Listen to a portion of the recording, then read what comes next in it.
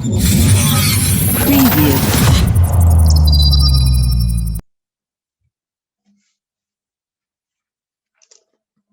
Baik rekan-rekan sekalian, boleh yang lain minta tolong ikut untuk mengaktifkan kameranya terlebih dahulu, karena sesaat lagi acara akan segera kita mulai. Dan saya ikut menginformasikan kembali untuk mengganti username-nya dengan format nama underscore instansi. Biar bisa sambil kenalan-kenalan juga nih di kolom chat, nanti sambil lihat, wih, ada dari ini nih, ternyata daerahnya sama, gimana kalau kita kenalan, kan gitu. Boleh sambil diganti dulu username-nya, boleh dibantu untuk mengganti username-nya. Nama underscore instansinya.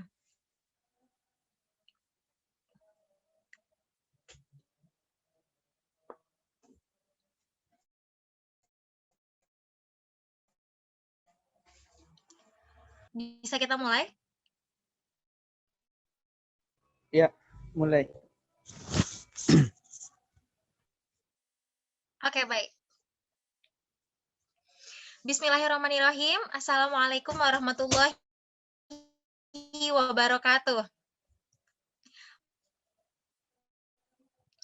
Waalaikumsalam. Waalaikumsalam. Rame ya. Selamat malam rekan-rekan sekalian. Mohon izin memperkenalkan diri, saya Galuh Ayu Amalia, mahasiswa UIN Syarif Hidayatullah Jakarta, Fakultas Dirasat Islamiyah, yang alhamdulillah saat ini saya semester 8. Namun, biar enak diingatnya, biar teman-teman juga nanti kalau misalnya di jalan siapa tahu ketemu, kayak pernah lihat nih mukanya di mana ya? Namanya siapa ya? Nah, biar gampang dihafal, panggil aja namanya GG. Atau ada yang butuh jasa MC bisa juga sama GG. Makanya di sini kan pada malam hari ini insya Allah kita akan sama-sama belajar terkait personal branding bersama Gus Romzi yang alhamdulillah sesaat lagi akan bergabung bersama kita di Zoom. Namun sebelumnya saya akan membuka terlebih dahulu acara ini. Narasumber pada malam hari ini yang kami hormati sahabat Muhammad Afzainizam selaku Ketua Komisariat Fakultas Dirasat Islamiyah. Masya Allah. Sahabat Muhammad Afzainizam. Dan yang kami hormati pula rekan-rekan sekalian, dimanapun kalian berada. Alhamdulillahirabbil alamin wa bihi nasta'in ala umuri dunya waddin wassalatu wassalamu ala asyrafil anbiya wal mursalin sayyidina Muhammadin sallallahu alaihi wasallam. Untayan puji syukur selalu kita panjatkan kepada Allah Subhanahu wa taala, Tuhan yang Maha Esa, Tuhan yang Maha Kuasa. Alhamdulillah pada malam hari ini kita bisa bertatap muka walaupun secara virtual ya, belum bisa secara langsung. Alhamdulillah, walaupun ada jarak beribu-ribu kilometer yang terbentang di antara raga kita, tapi kita masih bisa bertatap muka secara virtual berkat kemajuan teknologi saat ini. Salawat serta salam selalu kita limpahkan kepada baginda Nabi Muhammad Shallallahu Alaihi Wasallam, panutan kita dalam berakhlak sehari-hari. Beliaulah motivator dalam menjalani kehidupan kita hingga akhir kiamat nanti yang insya Allah dan semoga saja kita diakui sebagai umatnya ya. Amin ya rabbal alamin. Baiklah rekan-rekan sekalian. Oh, saya panggilnya sahabat-sahabati ya, Masya Allah, karena saya biasa bawa di kantor-kantor nih. Jadinya ke bawah rekan-rekan. Mohon izin, mohon maaf Pak Ketum. Baiklah sahabat-sahabat sekalian, untuk menambah rasa nasionalisme kita terhadap Indonesia, marilah bersama kita menyanyikan lagu Indonesia Raya dan dilanjutkan dengan lagu Mars PMII. Dan sebelumnya saya informasikan untuk tidak meng-unmute mikrofonnya. Jadi cukup akan dipandu oleh layar. Nanti kita akan menyanyikan lagu Indonesia Raya bersama dan juga Mars PMI bersama, namun dengan kondisi mikrofon mute. Karena dikhawatirkan terjadi delay sinyal yang akhirnya nanti ada distract gitu. Baik, boleh tolong dibantu operator.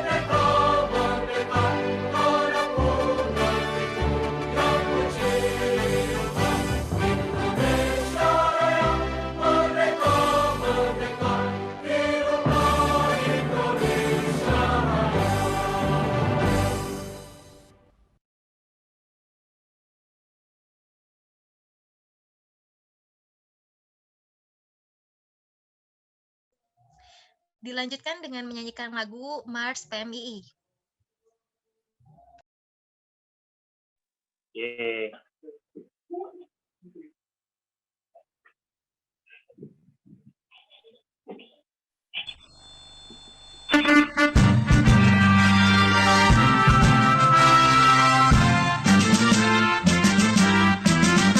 Inilah kami wahai Indonesia, satu barisan dan satu jiwa, pembela bangsa penegak agama, karena terdepan dan maju kemuliaan. Habislah sudah masa yang suram, selesai sudah kita yang lama, bangsa yang jaya, Islam yang benar baru tersentak dari musuh. Dengan PMII bergerak ilmu dan bakti ku berikan, adil dan makmur bergolongan, untukku satu tanah airku, untukku satu keyakinanku. Inilah kami wahai Indonesia, satu angkatan dan satu jiwa, putra bangsa bebas merdeka, tangan terdepan dan maju pembuka. Dengan PMII pergerakanku, ilmu dan bakti.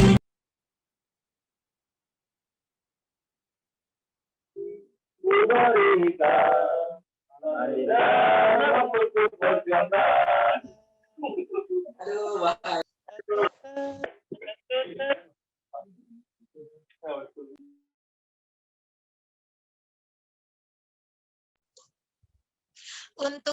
Untukmu Indonesia, satu angkatan dan satu jiwa, putra bangsa pal dan maju ke muka. Baik rekan-rekan sekalian, terima kasih atas partisipasinya untuk menyanyikan lagu Indonesia Raya dan juga menyanyikan lagu Mars PMI. Selanjutnya, tak lengkap rasanya kalau misalnya kita tidak mendengarkan terlebih dahulu sambutan dari Ketua Komisariat Fakultas Dirosat Islamiyah. Langsung saja tanpa menunggu lama, kepada yang terhormat sahabat Afzai Nizam, kami persilahkan.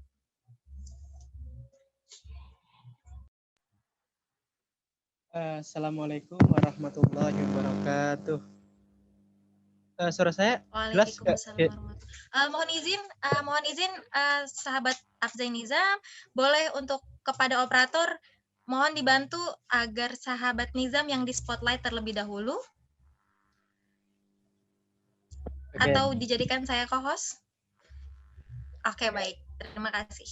Terima kasih. Bismillahirrahmanirrahim. Assalamualaikum warahmatullahi wabarakatuh. Alhamdulillahirabbil alamin wa bihi nasta'in ala umuri dunya waddin. Wassalatu wassalamu ala asyrafil anbiya'i wal mursalin sayyidina wa maulana Muhammadin wa ala alihi wa sahbihi ajmain. Amma ba'du. Yang saya hormati Gus Ramzi selaku keynote speaker kita pada malam hari ini. Yang saya hormati teman-teman panitia sekalian dan juga peserta kelas influencer bersama sahabat-sahabat sekalian yang bahagia. Pertama-tama marilah kita panjatkan puja puji kepada Allah Subhanahu wa taala yang telah memberikan kita kesempatan sehingga kita bisa berkumpul bermuajahah di sini, kita belajar bareng di kelas influencer dengan keadaan sehat walafiat. Kedua kalinya salawat dan salam semoga tetap tercurahkan kepada junjungan kita Nabi Muhammad sallallahu alaihi wasallam. Allahumma sholli ala sayyidina Muhammad sallallahu alaihi. Sahabat-sahabat sekalian, dewasa ini kita tentu banyak tahu ya di media sosial atau mungkin di YouTube, di Instagram dan lain-lain gitu. Yang mana kita mengetahui nih banyak orang-orang yang memiliki pengaruh, memiliki basis massa dari diri mereka sendiri gitu. Dan mereka menyampaikan suatu keilmuan dalam bidang tertentu. Namun kenyataannya sampai saat ini masih banyak nih para influencer, selebgram ataupun YouTuber gitu. Yang mana mereka tidak kompeten di bidang tersebut. Alhasil ilmu yang mereka sampaikan itu tidak sesuai atau tidak valid sesuai dengan konteks zaman saat ini gitu. Nah, di sini saya mengajak sahabat-sahabat sekalian, kita belajar bareng di kelas influencer. Kita ikut berpartisipasi aktif dalam kelas ini gitu. Yang tentunya kita tahu nih, banyak tema-tema pembahasan yang sungguh sangat menarik gitu. Ada physical appearance, personal branding, communication skill, cognitive knowledge, dan juga digital skill gitu. Yang tentunya ini sangat bagus banget gitu, sangat cocok untuk pengembangan skill kita. Meskipun teman-teman nggak ingin jadi influencer, tapi materi-materi ini juga sesuai untuk basic skill kita pada dunia kita saat ini.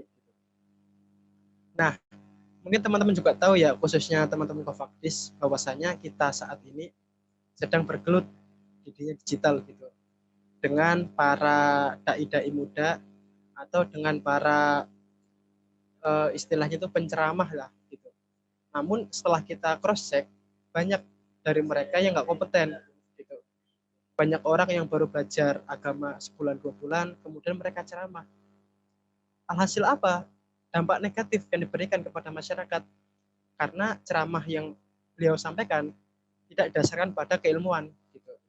Nah, di sini kita nih, anak-anak, teman-teman, sahabat-sahabat Cofakdis yang sudah memiliki basic agama, basic pesantren dari sekolahnya dulu di sanawiyah, aliyah, bahkan sampai di dirosat gitu. Kayaknya kita gitu, sekarang waktunya kita untuk tampil aktif, baik itu di depan media ataupun di lingkungan sekitar, dengan subjek atau dengan keterampilan yang telah kita pelajari di kelas ini nantinya gitu. Nah, harapan saya ke depan apa? Yakni munculnya sahabat-sahabat influencer muda yang bisa memberikan pengaruh yang positif, baik di lingkungan masyarakat maupun bangsa dan negara gitu, sesuai dengan NDP kita, yakni hablum minallah, hablum minannas, dan juga hablum minal alam. Nah, selanjutnya saya tidak ingin memperpanjang kata, berhubung juga Gus Romzi kita sudah hadir. Saya akhiri, ihdinas siratal mustaqim, wassalamualaikum warahmatullahi wabarakatuh. Waalaikumsalam warahmatullahi wabarakatuh. Kami haturkan terima kasih kepada sahabat Nizam atas sambutannya. Kami ucapkan selamat datang kepada Gus Romzi. Selamat datang Gus, selamat malam. Alhamdulillah pada sahabat-sahabati sekalian, Alhamdulillah sahabat-sahabati sekalian, Gus Romzi telah hadir di tengah-tengah kita. Secara virtual pastinya ya. Selamat malam Gus Romzi. Halo, Assalamualaikum. Selamat malam. Waalaikumsalam. Saya nggak usah pakai peci kali Boleh ya. operator dibantu?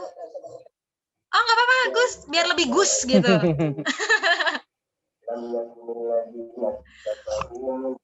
Gimana Gus, sudah sholat isya ya Gus ya, Masya Allah. Saya lagi di pesantren Kempek nih, lagi silaturahmi ke dalam rangka kunjungan kerja sih memang. Jadi di pesantren Kempek di Cirebon, dan di sini lagi sholat isya. Jadi mungkin ada kedengaran suara dari masjid ya. Oke. Masya Allah sekali ya, sahabat-sahabati sekalian, di tengah-tengah kesibukannya, Gus Romzi masih mau menyempatkan waktunya untuk berbagi kepada kita, untuk sharing-sharing sama kita terkait ilmu.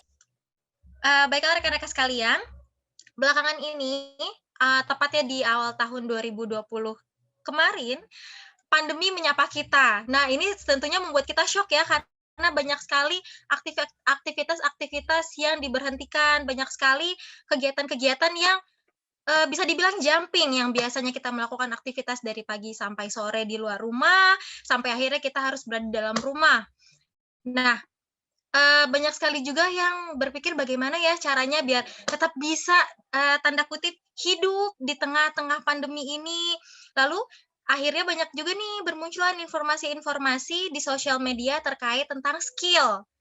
Nah, sekarang ini banyak sekali quote-quote tentang bagaimana caranya kita mengasah skill kita agar orang-orang tahu siapa kita. Nah, pada malam hari ini kita akan membahas terkait personal branding. Kayak misalnya gini, kita kalau misalnya ada orang atau ketika kita mendengar nama Mary Riana, sebut saja Mary Riana. Nah, ketika kita mendengar nama Mary Riana, otomatis terlintas dalam benak kita, oh, Mary Riana, seorang public speaker, seorang trainer. Nah, bagaimana caranya ketika orang lain mendengar nama kita, orang lain akan langsung tahu, oh, misalnya nyebut nama saya nih ya, saya agak peres dikit nih Gus, mohon maaf nih Gus.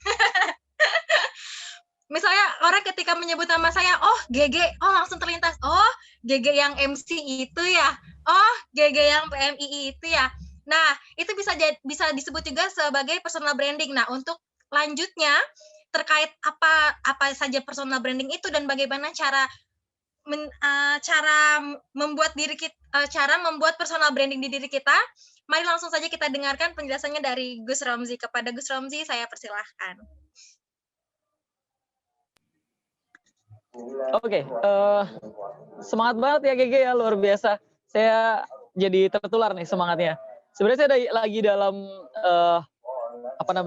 lagi ada kunjungan kerja, berangkat dari Jakarta, terus kita ke Purwokerto, Kebumen, Jogja, Cirebon, besok pagi Indramayu, kemudian lusa Tegal dan Brebes. Artinya ini perjalanan yang lumayan panjang di minggu ini.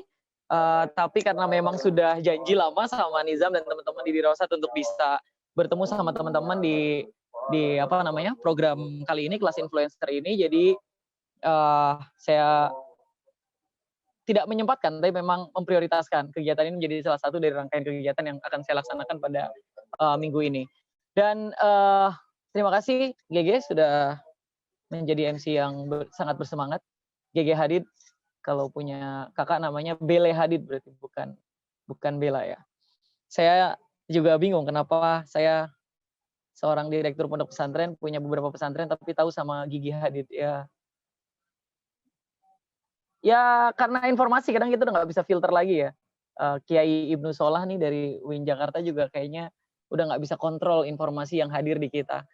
Siapa sih yang bisa mengkurasi informasi di feed kita? Ya jawabannya those who are influential di sosial media gitu. Orang-orang yang influential di sosial media punya kesempatan untuk memberikan pengaruh, memberikan informasi kepada kita yang ada di daerahnya masing-masing, memegang smartphone-nya masing-masing.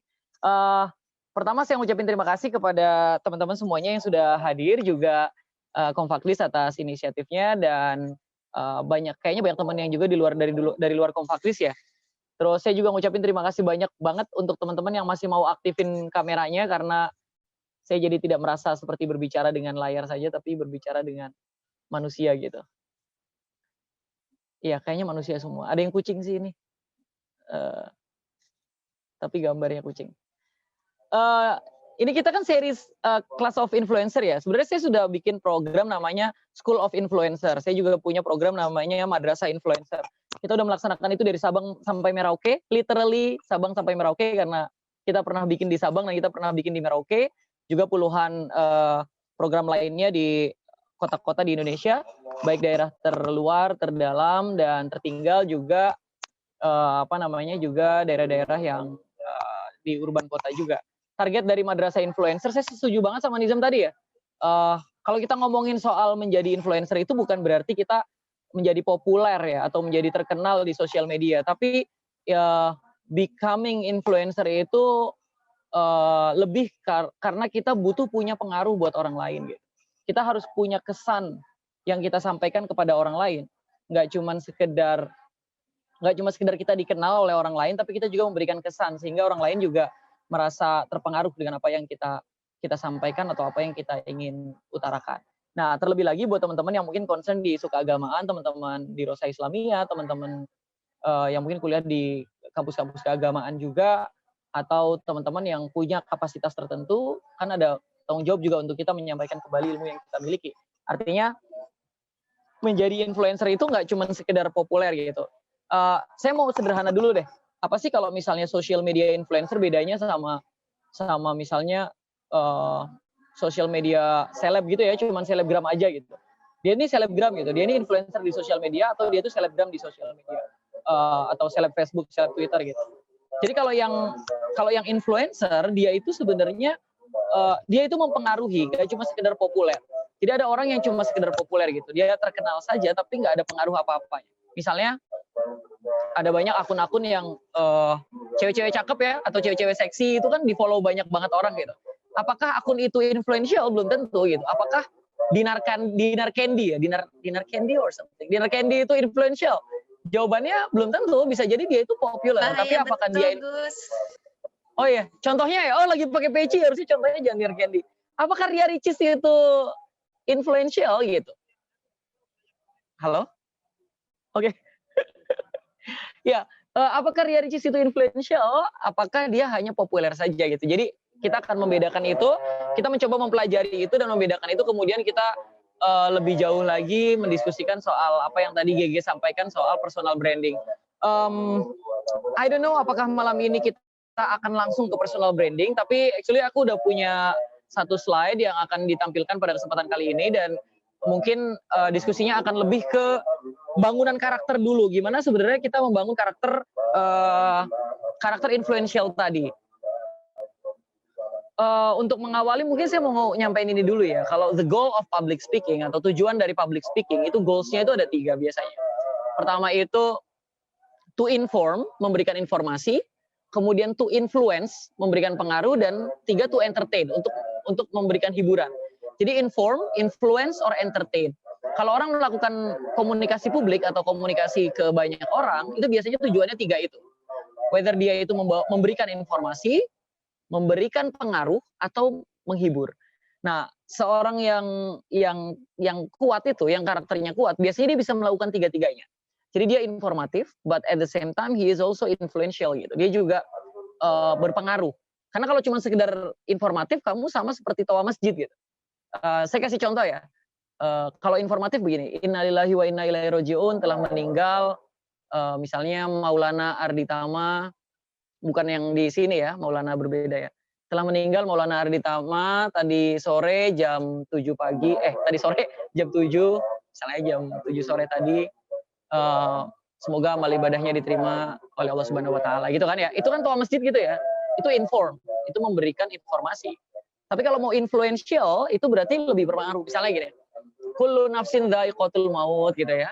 Innalillahi wa inna ilaihi raji'un, kullu nafsin dha'iqatul maut. Telah meninggal Maulana Arditama, informasi dulu. Terus kemudian Bapak Ibu semuanya, hari ini Maulana yang meninggal, bisa jadi besok kita gitu.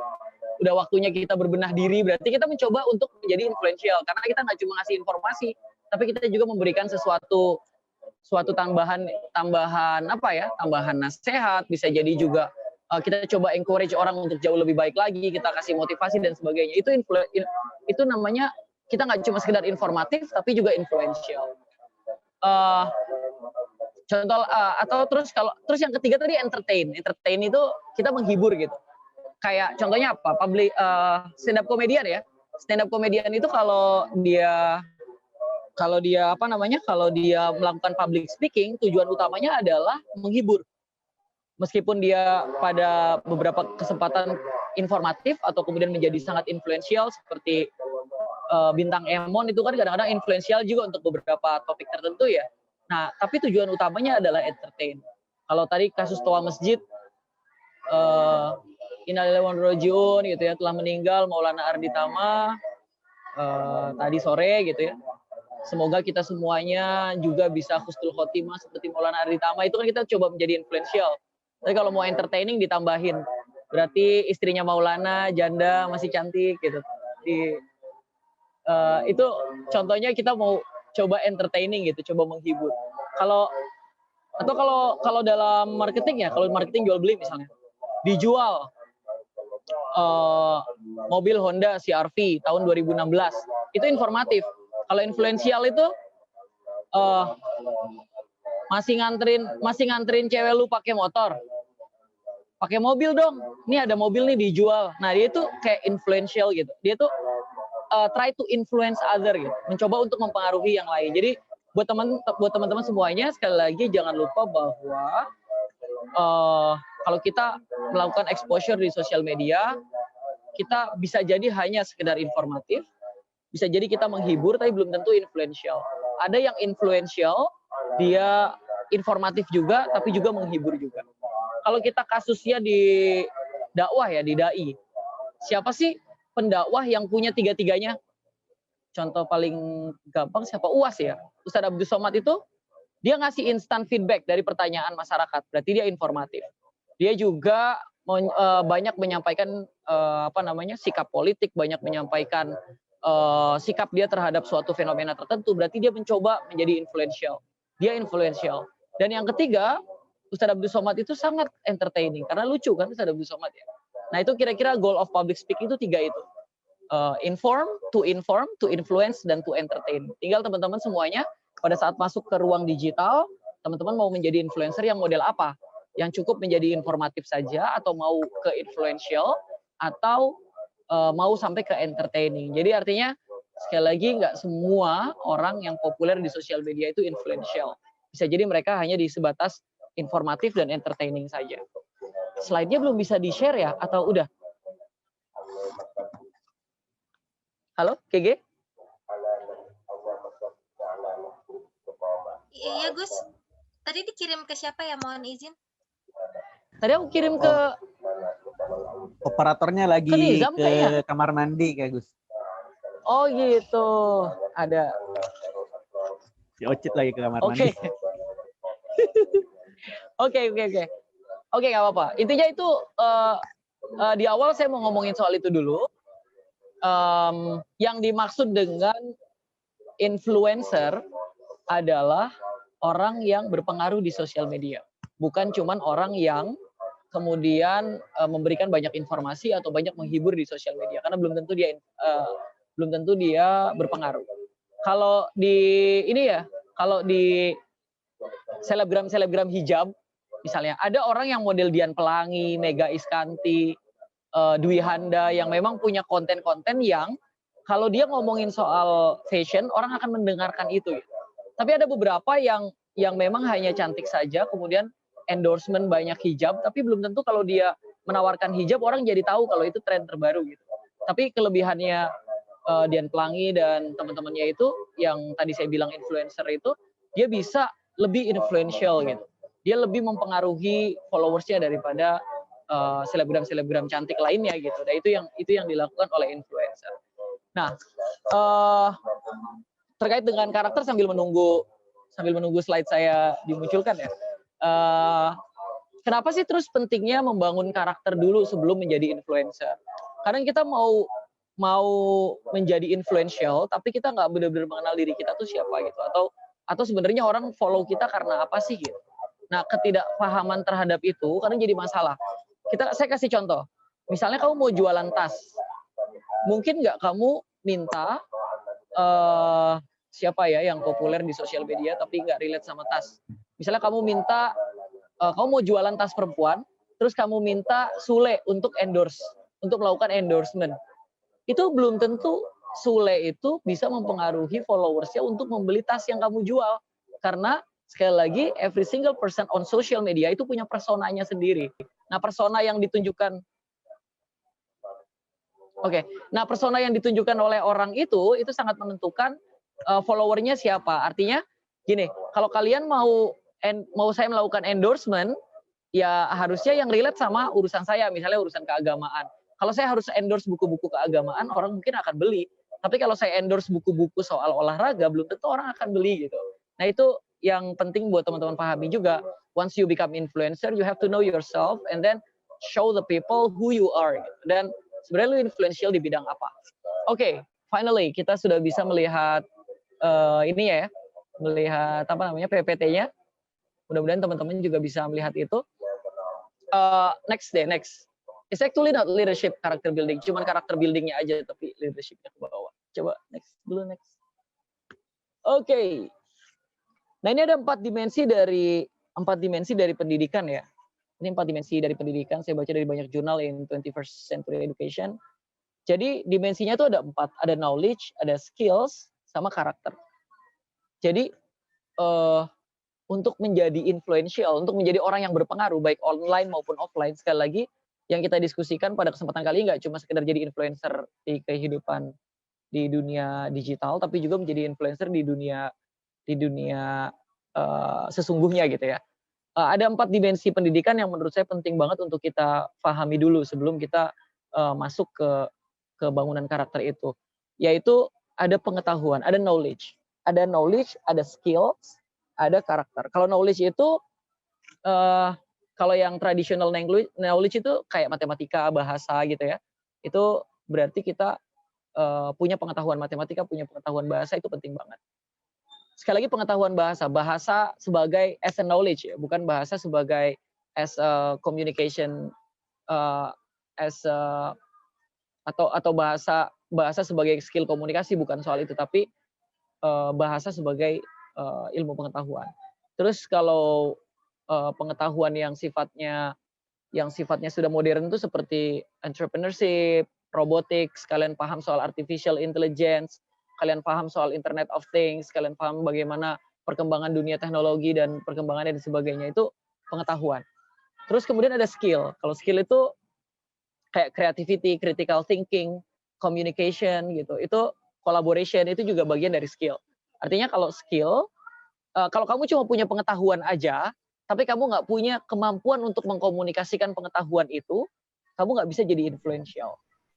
Kalau kamu punya kemampuan mengkomunikasikan sesuatu, tapi kamu nggak punya ilmunya, kamu juga nggak bisa influential. Artinya kalau kamu mau jadi influential, mau jadi berpengaruh, kamu harus punya pengetahuannya, dan kamu harus punya kemampuan atau skill untuk bisa menyampaikan itu. Misalnya, skill communication kamu bagus, kemampuan kamu berbicara di ruang publik bagus, kemampuan kamu berbicara di kamera bagus gitu ya. Tapi sayangnya pengetahuannya kamu nggak punya gitu. Jadi kamu diminta untuk endorse mobil, tapi you know nothing about cars gitu. Jadi kamu akan kesulitan menyampaikan itu gitu. Jadi buat teman-teman semuanya, do not ever forget that kita nggak cuma butuh pengetahuan, tapi kita juga butuh skill. Ngandelin skill doang nggak bisa, karena kita juga butuh pengetahuan. Itu baru di 2 poin itu ya. Terus ada poin berikutnya, yaitu karakter.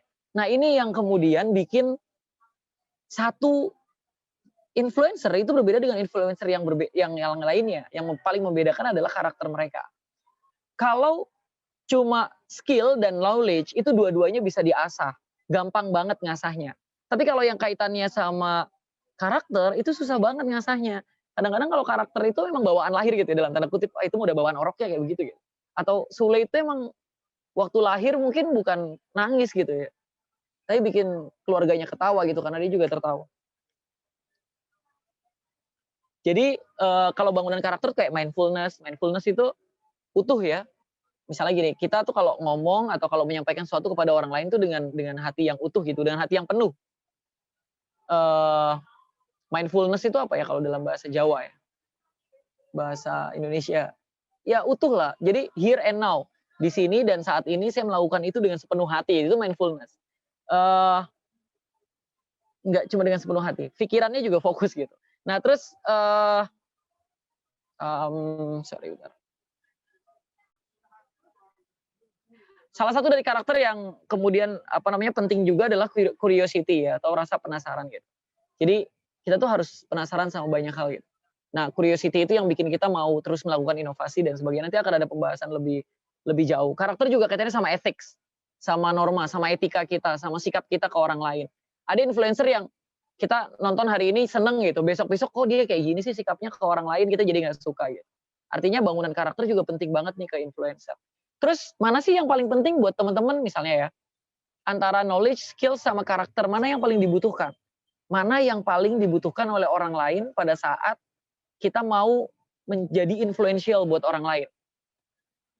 Atau sederhana lah, antara knowledge, skill, sama karakter, mana yang paling penting untuk bisa memikat hati seorang perempuan gitu, misalnya ya, atau seorang laki-laki? Menurut kalian mana yang lebih penting? Saya karakter, Gus. Ada yang jawab karakter ya? Karakter yang paling penting gitu. Bisa jadi aku mencintaimu karena kamu baik. Gitu. Kalau skill, aku mencintaimu karena gombalanmu membuatku kelepek-kelepek gitu ya. Karena kemampuan komunikasi. Kalau knowledge, aku mencintai isi kepalamu karena di dalamnya aku hidup misalnya gitu ya, itu karena pengetahuan. Ya. Artinya bisa jadi tiga-tiganya. Tapi saya setuju sama saya nggak tahu siapa tadi suara yang keluar katanya karakter gitu. Nah kalau karakter itu kenapa sih jauh lebih penting daripada knowledge sama skills? Ternyata karena gini, orang itu kesan yang kita sampaikan atau kesan yang kita tinggalkan untuk orang lain itu jauh lebih berpengaruh daripada pesan yang kita sampaikan ke orang lain. Saya ulangi, kesan yang kita tinggalkan untuk orang lain itu jauh lebih berpengaruh daripada pesan yang kita sampaikan ke orang lain. Kita di suatu pagi misalnya, ngomong sama anak kecil, kamu harus baik sama orang lain. Kamu harus jadi orang yang baik, kamu harus baik sama orang tua gitu. Itu belum tentu lebih bisa mengajarkan dia soal kebaikan daripada di pagi itu kamu tiba-tiba memberikan sesuatu kepada anak kecil. Misalnya kamu ngasih anak kecil permen gitu ya. Lain kali kalau punya permen 2, satunya dikasih ke yang lain ya. Nah, kesan yang kamu tinggalkan itu jauh lebih kuat dan jauh lebih influential daripada pesan yang kamu sampaikan. That's why aku setuju juga kalau karakter ini salah satu dari yang paling penting untuk bisa kita untuk bisa mewakili tadi kalau GG pakai istilah personal branding ya. Jadi personal branding itu paling banyak dibangun memang berdasarkan pada karakter yang dimiliki oleh orang itu gitu. Jadi auranya tuh kelihatan gitu atau karismanya tuh kerasa gitu. Citra dirinya tuh kelihatan gitu. Itu biasanya dari karakternya. Aku nggak tahu ya. Kalian biasanya jatuh cinta karena apa dulu? Karena karakter dulu ya. Saya coba ingat-ingat waktu saya jatuh cinta tuh saya karena apa? Sudah lama banget saya nggak jatuh cinta, jadi saya lupa. Probably karakter juga sih. Mungkin nggak sih kamu gara-gara ngelihat orang, kamu ngelihat cewek bisa salto gitu, punya skill salto, kamu jatuh cinta sama cewek itu? Kayaknya enggak ya, belum tentu ya. Tapi kalau tahu dia melakukan salto sambil menyapamu, tersenyum gitu, mungkin kamu jadi jatuh hati gitu ya. Itu karakter tuh begitu. Nah, intinya ada 3 poin tadi, knowledge, skills, sama karakter. Tiga-tiganya harus kalian bisa kuasai. Nah, ada yang istilah metakognisi. Metakognisi itu kemampuan seseorang untuk mengatur kognisinya, untuk bisa menguasai ketiga-tiganya, sehingga kamu berada di segitiga tengah tadi tuh yang 21st century education gitu. Kamu menjadi pribadi yang ada di 3 variabel itu udah masuk semua ke kamu gitu. Nah, itu yang kemampuan metakognisi itu begitu. Kamu merangkum ketiga-tiganya. Jadi pengetahuannya kamu punya, skill komunikasi, kreativitas kamu dalam menyampaikan informasi, critical thinking kamu, sikap kritis kamu terhadap sesuatu, sehingga pada saat kamu misalnya bikin video reaksi terhadap, kan ada ya, banyak orang yang bikin konten video react kan, kita bereaksi atas video orang lain dan sebagainya, kamu bisa kritis.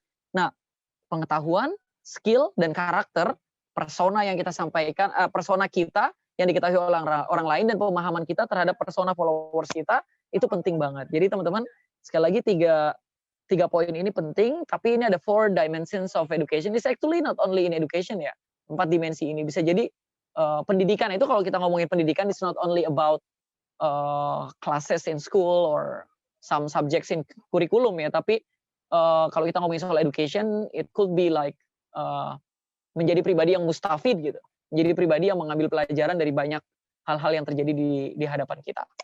So just wrap it up gitu, dibungkus saja, ada pengetahuan, skill, keterampilan, dan karakter.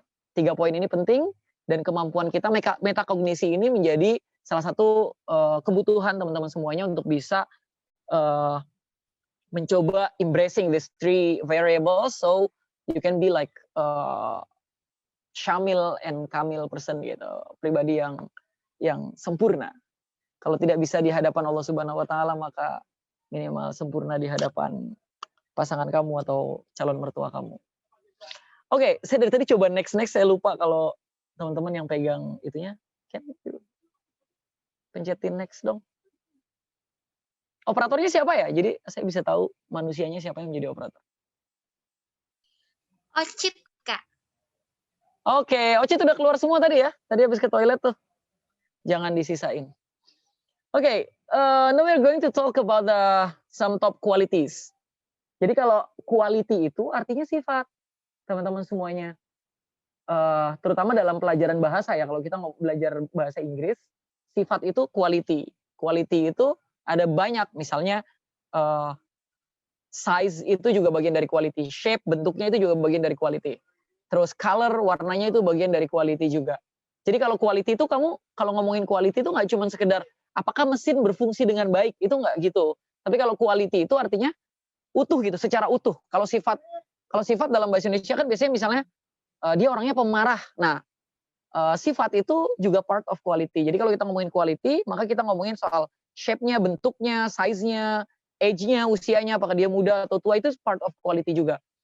Misalnya semakin dia tua, untuk beberapa hal kualitasnya semakin baik karena misalnya kayu semakin tua kualitasnya semakin baik. Tapi apa ya yang semakin muda semakin baik itu apa ya?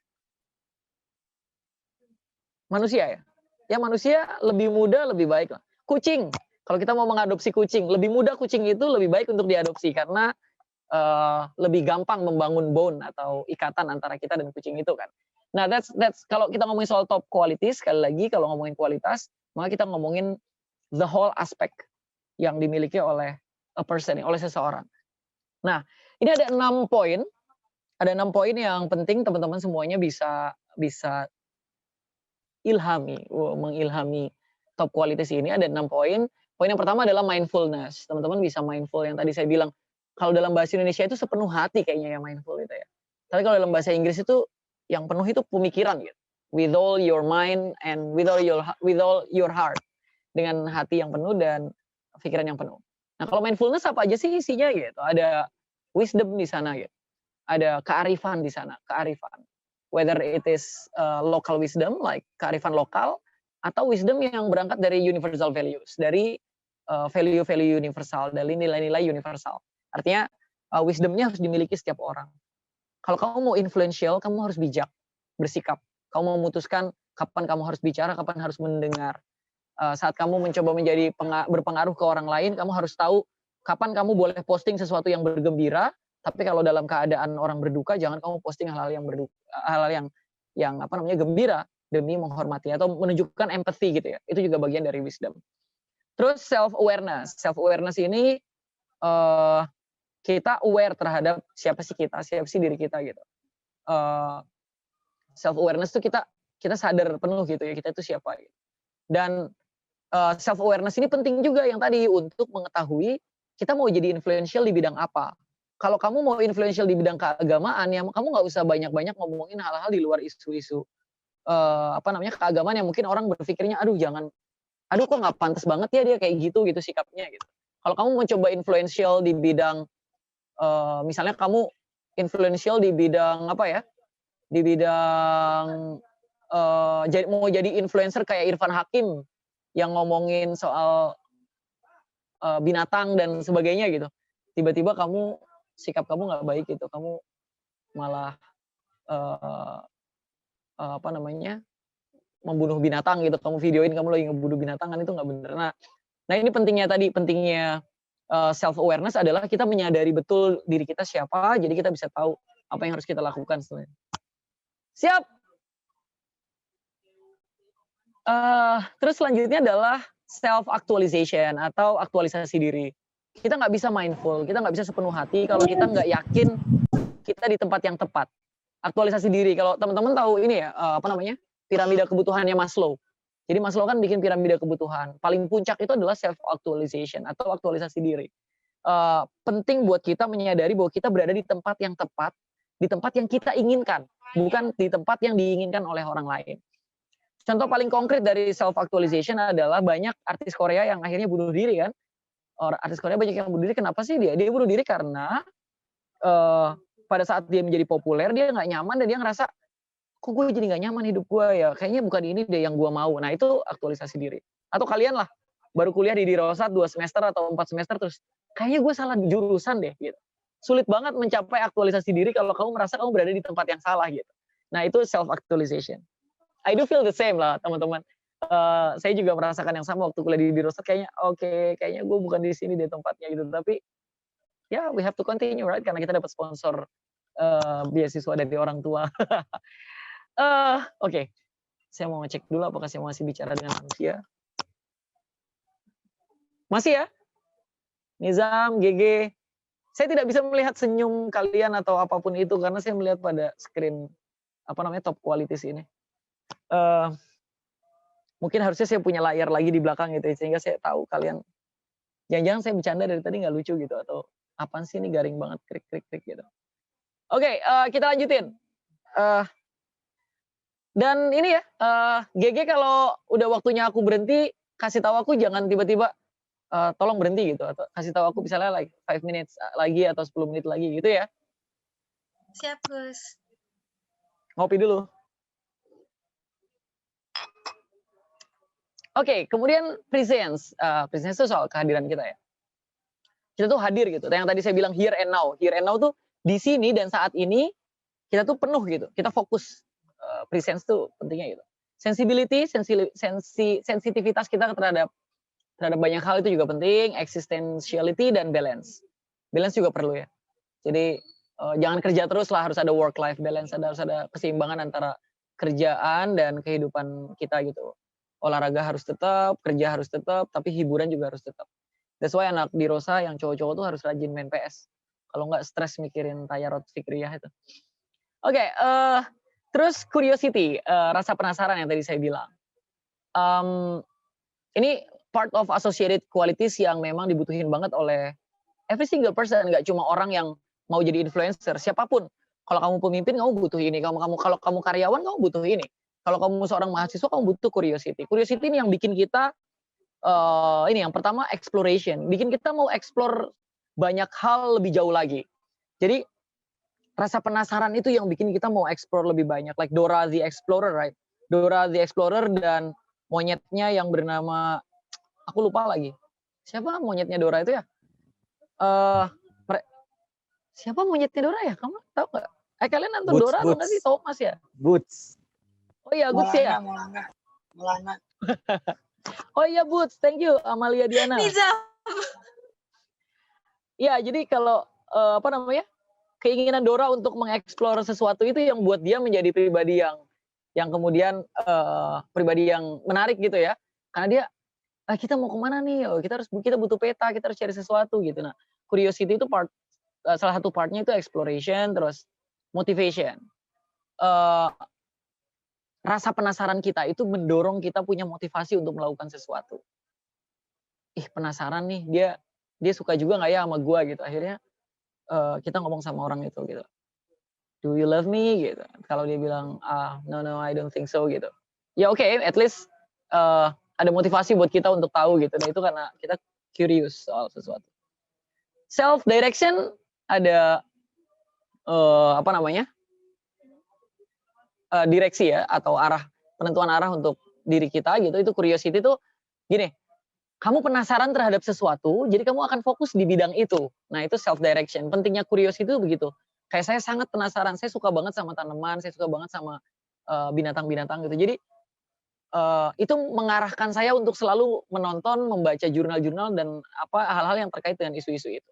Ketertarikan saya di ruang digital, di dunia digital membuat saya akhirnya terus mendirect diri saya untuk berada di narasi-narasi diskusi terkait dengan isu digital tadi. Gitu. Terus kemudian enthusiasm. Curiosity juga bikin kita antusias dalam melaksanakan sesuatu. Oke, it's gonna be long night. Tapi mungkin selanjutnya setelah ini kita nggak usah jelasin panjang-panjang. Courage itu apa? Courage itu semangat ya. Hasrat. Hasrat. Courage itu kayak passion, tapi lebih ke ada dorongan, ada semangat untuk kita mau melakukan sesuatu. Courage itu bikin kita confidence, bikin kita semangat.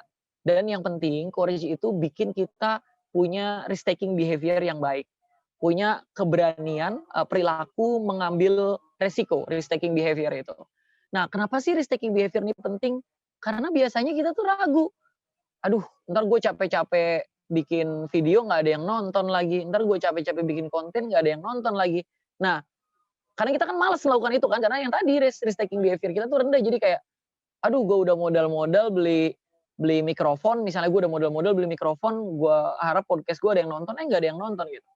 gue takut nggak ada yang nonton deh, gue mendingan nggak usah beli mikrofonnya gitu. Nah, courage yang kamu miliki itu mendorong kamu untuk berani mengambil resiko.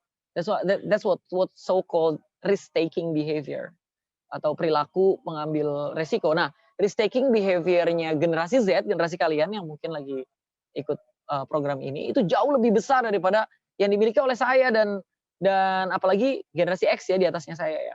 Jadi milenial tuh masih agak ragu-ragu. Kalian tuh bisa kerja baru 2 tahun, udahlah resign, gue udah bosen, gue mau cari kerjaan baru gitu.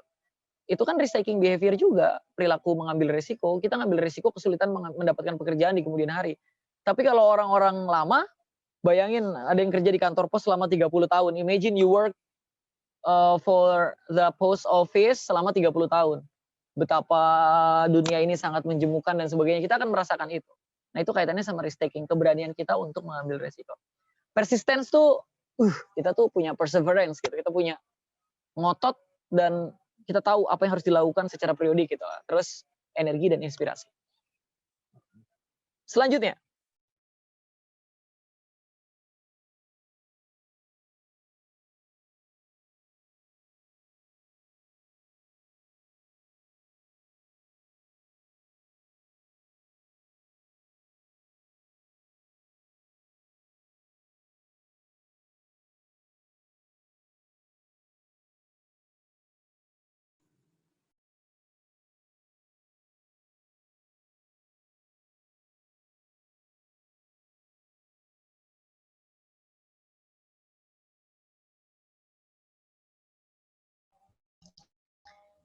Cek ini delay di GG aja atau emang Gus Romzi lagi delay?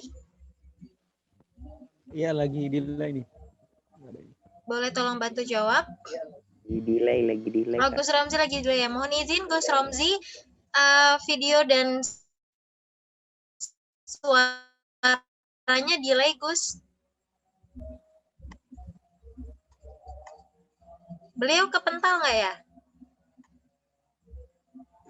Kayaknya Gus Romzi nggak ada di Zoom deh. Coba dicek lagi. Oh ada, udah masuk.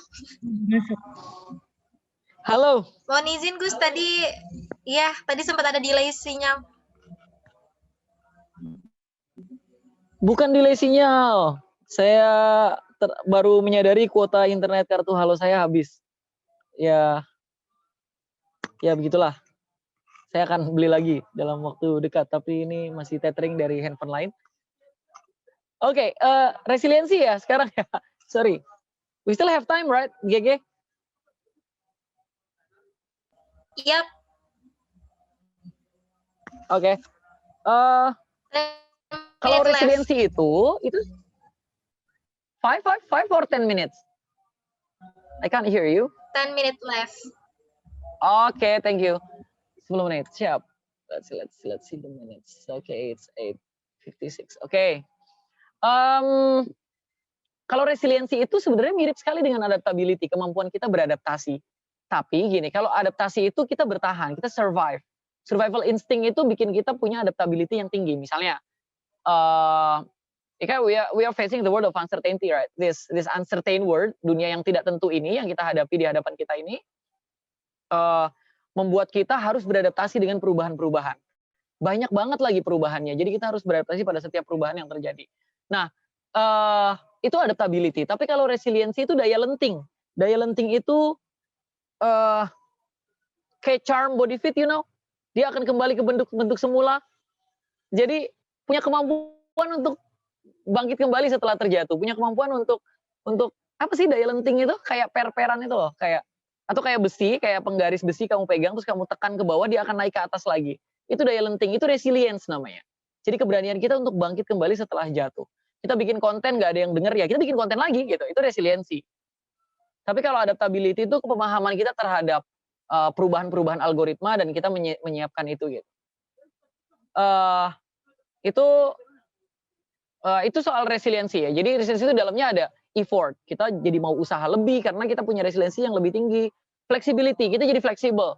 Karena menghadapi the world, this uncertain world, dunia yang tidak tentu ini ya kita harus bisa fleksibel dong gitu.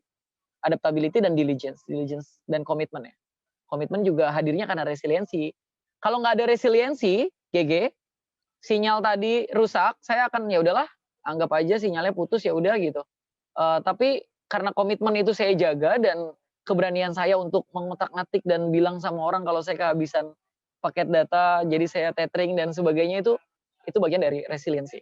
Jadi dialenting. Jadi once you jatuh kamu akan bangkit kembali. Ditolak berkali-kali, kamu nembak berkali-kali. Tolak lagi, nembak lagi. Kalau bisa nembak yang lain, jangan orang yang sama.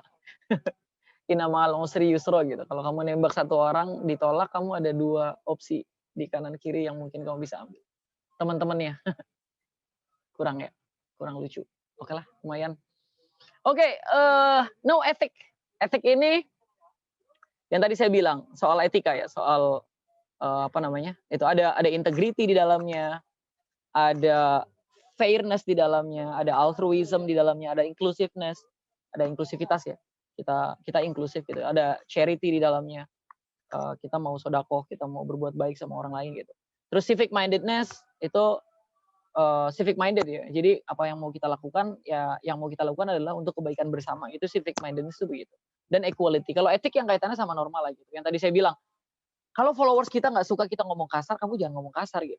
Kalau orang yang kita ajak bicara punya potensi nggak nyaman kalau kita ngomong kasar, ya itu jangan ngomong kasar. Itu bagian dari etik gitu.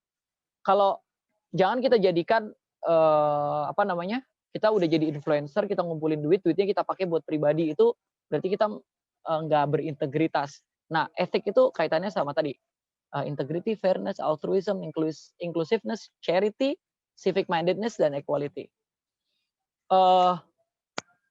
Harusnya saya bikin materinya pakai bahasa Arab ya, jangan pakai bahasa Inggris ya, karena kebanyakan anak dirosah. Tapi nggak apa-apa lah, anak dirosah juga top bahasa Inggrisnya. Biasanya top. Minimal pernah ikut muhadoroh pidato pakai bahasa Inggris gitu ya. Who has bring us from the darkness to the lightness. Anak-anak dirosat banget tuh di pondoknya dulu. Kayaknya Rasulullah hanya soal minazulumati ilan nur aja gitu. Oke, dan terakhir tadi soal leadership. Kita responsible, kita bertanggung jawab. Terus kita reliable juga. Kita bisa diandelin. Ini kaitannya sama leadership ya. Once you wanna be an influencer, kamu harus bisa diandelin sama orang. Kamu mau sok-sokan jadi influencer agama, kalau ada orang yang butuh jawaban atas pertanyaan terkait agamanya, kamu harus bisa diandalkan. Itu reliabilitas. Reliabilitas dalam bahasa Indonesia, reliability. Terus humbleness, kamu humble gitu. Relationship skill, kemampuan kamu bisa membangun hubungan yang baik, itu part of leadership ya. Terus kemudian Oke, terus kemudian ada mentorship, execution, sama efisiensi. Ada beberapa qualities and associated qualities yang mungkin kamu butuhkan if you are going to be such an influencer gitu. Jadi intinya, gengs, teman-teman semuanya, tadi mungkin GG mengarahkan saya untuk ngomongin soal personal branding. Maybe tomorrow we are going to talk about that, right? I mean next week, kita ngomonginnya apa sih ini? Next episode, episode sih. Next session. Sesi berikutnya ya. Sesi berikutnya kita akan ngomongin soal personal branding. Tapi yang saya sampaikan pada kesempatan kali ini juga, ini relate sama urusan personal branding. If you're going to make such a good personal branding, what you need to do is make sure you have these qualities.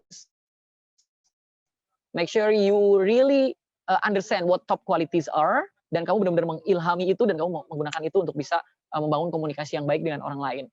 Nah, teman-teman tahu dong salah satu pepatah Jawa, witing tresno jalaran soko kulino, atau cinta akan datang setelah kita hidup beriringan dalam waktu yang lama gitu ya.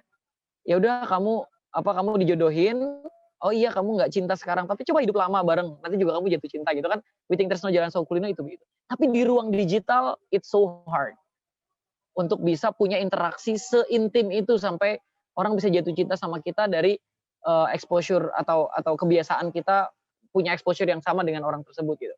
Di ruang digital, what you need to do is you have to show people who you are. Kamu harus ngasih tahu orang kamu siapa. Kamu harus ngasih tahu orang kamu sebaik apa. You have to show people the top qualities you have gitu. Nah, itu yang menurutku penting juga ya buat teman-teman semua sadari, bahwa top qualities and associated qualities yang saya sampaikan kali ini itu nggak cuma relate di urusan digital, tapi juga relate dalam urusan keseharian teman-teman semuanya. Kira-kira you have to be mindful, but at the same time you have to be curious juga, punya penasaran yang tinggi, courage kamu harus tinggi, resiliensi kamu harus punya, dan etika dijaga. Dan this one, leadership, ini kaitannya dengan how like coordinating with others, skill itu gitu, terus skill interpersonal skill atau interpersonal intelligence, kecerdasan membangun hubungan dengan orang lain gitu, antara satu personal dengan personal yang lain. Oke, misalnya masih punya 2 menit lagi. Next dong. Ayo next, udah sisa 2 menit nih. Wah, kalau saya agak lebih itu kayak dapat Bang injury time ya, Ocit, tambahan waktu. boleh mohon dibantu. How to develop yourself. Nah, this one, ini yang terakhir kayaknya. You have 2 options.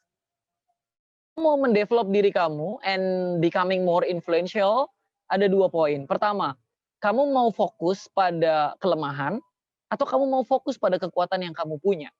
Sekali lagi, dalam kehidupan nyata mungkin kamu bisa punya waktu untuk fokus pada kelemahan-kelemahan kamu yang kamu develop gitu, sehingga kamu jauh menjadi pribadi yang utuh. Tapi kalau kaitannya sama becoming more influential, I think what you have to do is you have to focus on strength-based development. Jadi daripada kamu fokus pada kelemahan yang kamu punya, kamu fokus aja sama kelebihan yang kamu punya. For example, kelebihan yang kamu punya apa? Suaramu bagus kalau lagi bernyanyi. Maka kamu fokus aja di meningkatkan kualitas suara gitu. Contoh sederhana siapa? Lionel Messi itu left-footed player, right? Kalau nendang pakai kaki kiri. Kalau bayangin kamu paksa Lionel Messi, kelemahannya di kaki kanan, dan dia menghabiskan banyak waktu untuk meningkatkan kualitas tendangan pakai kaki kanannya. Dia akan kehabisan waktu sebelum dia menjadi pemain terbaik dunia. Tapi dia fokus pada, ya udah kekuatan gue di kaki kiri, maka saya akan lebih banyak mencetak gol dan memanfaatkan peluang menggunakan kaki kiri. That's what makes Messi becoming the second best player in the world, because the first is always Cristiano Ronaldo. Karena saya penggemar Manchester United, jadi menurut saya Cristiano Ronaldo itu di atasnya Messi. Jadi fokus di strength based development ya. Fokusnya adalah di kamu coba mendevelop diri kalian sendiri menggunakan kekuatan yang kalian miliki. Bukan fokus menutupi kelemahan-kelemahan yang kamu punya. Aib yang kamu punya ditutupi oleh Allah Subhanahu wa taala. Tapi fa'amma bi ni'mati rabbika fahaddits. Kamu punya kekuatan apa? Kamu punya nikmat yang diberikan Tuhan apa? Fokus di situ, sampaikan kepada orang lain, make sure orang tahu kamu punya kemampuan apa, punya kelebihan apa, sehingga kamu bisa lebih banyak membantu orang lain. That is why I encourage you, everybody, my friend, to focus on strength-based development. Next. Oh, Cid, masih di kamar mandi, Cid? Cebok. Next. Okay, how to show people your character. Ini yang tadi saya bilang. Gimana sih untuk nunjukin ke orang karakter kamu? Ada beberapa cara. Ada through dialogue, melalui dialog. Yang kedua, through action, melalui aksi. Kadang kamu ngomong, lu tau gak sih gue ganteng tau gitu. Misalnya kamu ngomong sama orang gitu, oh iya gue baru sadar ya lu ganteng gitu ya. Maksudnya itu namanya through dialogue. Kamu mencoba berdialog dengan orang. Bahwa ganteng itu, ganteng itu relatif. Setiap orang punya gantengnya masing-masing dan sebagainya lah. Kamu mencoba meyakinkan orang itu berarti kamu you're going to show people your character by dialogue. Tapi juga bisa through action, melalui aksi kamu gitu. Kamu baik sama orang, ya orang akan suka sama kamu. Dan yang number 3 itu through social media. You can show your character through your social media. Postingan kamu di sosial media itu menunjukkan siapa kamu sebenarnya. Saya misalnya, let's say saya follow GG ya. Terus tiba-tiba GG di suatu malam, aduh nggak bisa aku hidup kayak begini. I will unfollow you because you show me your character. Right? Kamu karakter yang tidak baik itu dengan posting itu gitu. Nah, maksudnya by social media you can show other people your character gitu. Tapi ya tadi bukan pakai Witing Tresno Jalanan Soko Kulino itu, kamu harus perlu memaksimalkan fungsi apa ya? Halo efek pada pertemuan pertama kalau di social media. Next.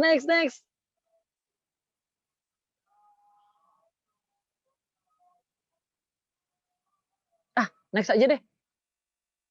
Ocit lama banget nih, saya nextnya dari kemarin, dia baru nextnya kapan tahu. Oke, next aja.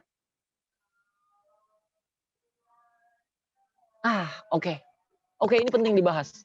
Terima kasih karena teman-teman semua sudah mendengarkan dengan baik dan masih fokus. Semoga apa namanya mau mendengarkan saya di pertemuan sesi selanjutnya. Insya Allah di sesi selanjutnya kita jauh lebih praktikal, jauh lebih praktis gitu. Misalnya kalau kita ngomongin soal personal branding, how to do personal branding, langsung saya kasih tahu langsung saya kasih worksheet misalnya di grup WhatsApp dan kalian bisa mengisi langsung. Terus nanti kalau kaitannya sama communication skill, langsung saya kasih tahu apa yang harus kalian lakukan untuk meningkatkan skill komunikasi kalian, gitu ya. Jadi so thank you. Mudah-mudahan ini bermanfaat dan teman-teman semuanya bisa mengambil ibrah, mengambil pelajaran dari apa yang saya sampaikan. Thank you. Saya kembalikan ke GG Hadid. Zaid Malik mengembalikan kepada GG Hadid. Silakan. Wow. It's such a great session. Thank you Gus Romzi for your sharing. Next, ini Q&A session ya. Terima kasih banyak Gus Romzi. Oh ya, Gus Romzi sebagai informasi pada malam hari ini peserta di Zoom meeting kita nggak cuma datang dari UIN Syarif Hidayatullah, tapi juga yang dari UGM nih. Alhamdulillah ya, berkat kemajuan teknologi yang dari UGM bisa ikut bergabung juga nih sama kita. Halo, ini ada kakak siapa nih tadi ya namanya ya? Boleh kak di unmute dulu? Kita sapa-sapa dulu dong kan yang dari UGM. Masih stay di sini nggak ya? Oh ini Kak Sumayyah. Halo Kak Sumayyah. Kayaknya aku tahu Sumayyah. Oh ya? Nggak tahu sih. Oh hello. Oke. Gus Ronzi boleh kita langsung ke Q&A? Boleh. Kayaknya menurutku yang mau nanya ngomong langsung aja deh, nggak usah ditulis gitu. Iya Gus Romzi, nanti saya akan persilahkan. Pertama ini ada dari sahabat Ibnu Solah. Monggo sahabat Ibnu Solah, boleh tanya langsung nih ke Gus Romzi. Oke, bismillahirrahmanirrahim. Assalamualaikum warahmatullahi wabarakatuh. Waalaikumsalam warahmatullahi wabarakatuh. Terima kasih sahabati GG Hadid telah memberikan kesempatan. Saya sebagai sangat apa ya, saya sudah tidak bisa berkata apa lagi karena bisa berinteraksi langsung dengan Gus Romzi. Pemaparannya tadi sangat gombal namanya. Pemaparannya tadi waduh, ini benar-benar dari influencer ya. Dan ini first time bagi saya bisa berkomunikasi langsung dengan influencer.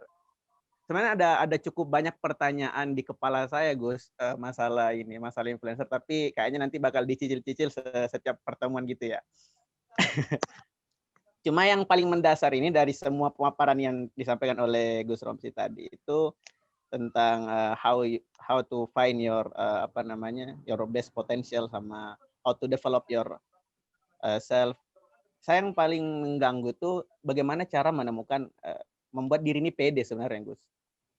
Karena kan kita udah tahu potensi kita di sini, kita mau kembangin ini, tapi waduh, malu nih, ntar dikata gini. Nah, jadi saya merasa kayaknya tugas pertama yang harus saya selesaikan itu bagaimana caranya supaya saya pede nih. Biar bisa juga mempertontonkan skill lah. Itu pertanyaan pertama. Boleh dua nggak sih pertanyaannya? Satu lagi dong. Boleh ya? Aku terserah moderator.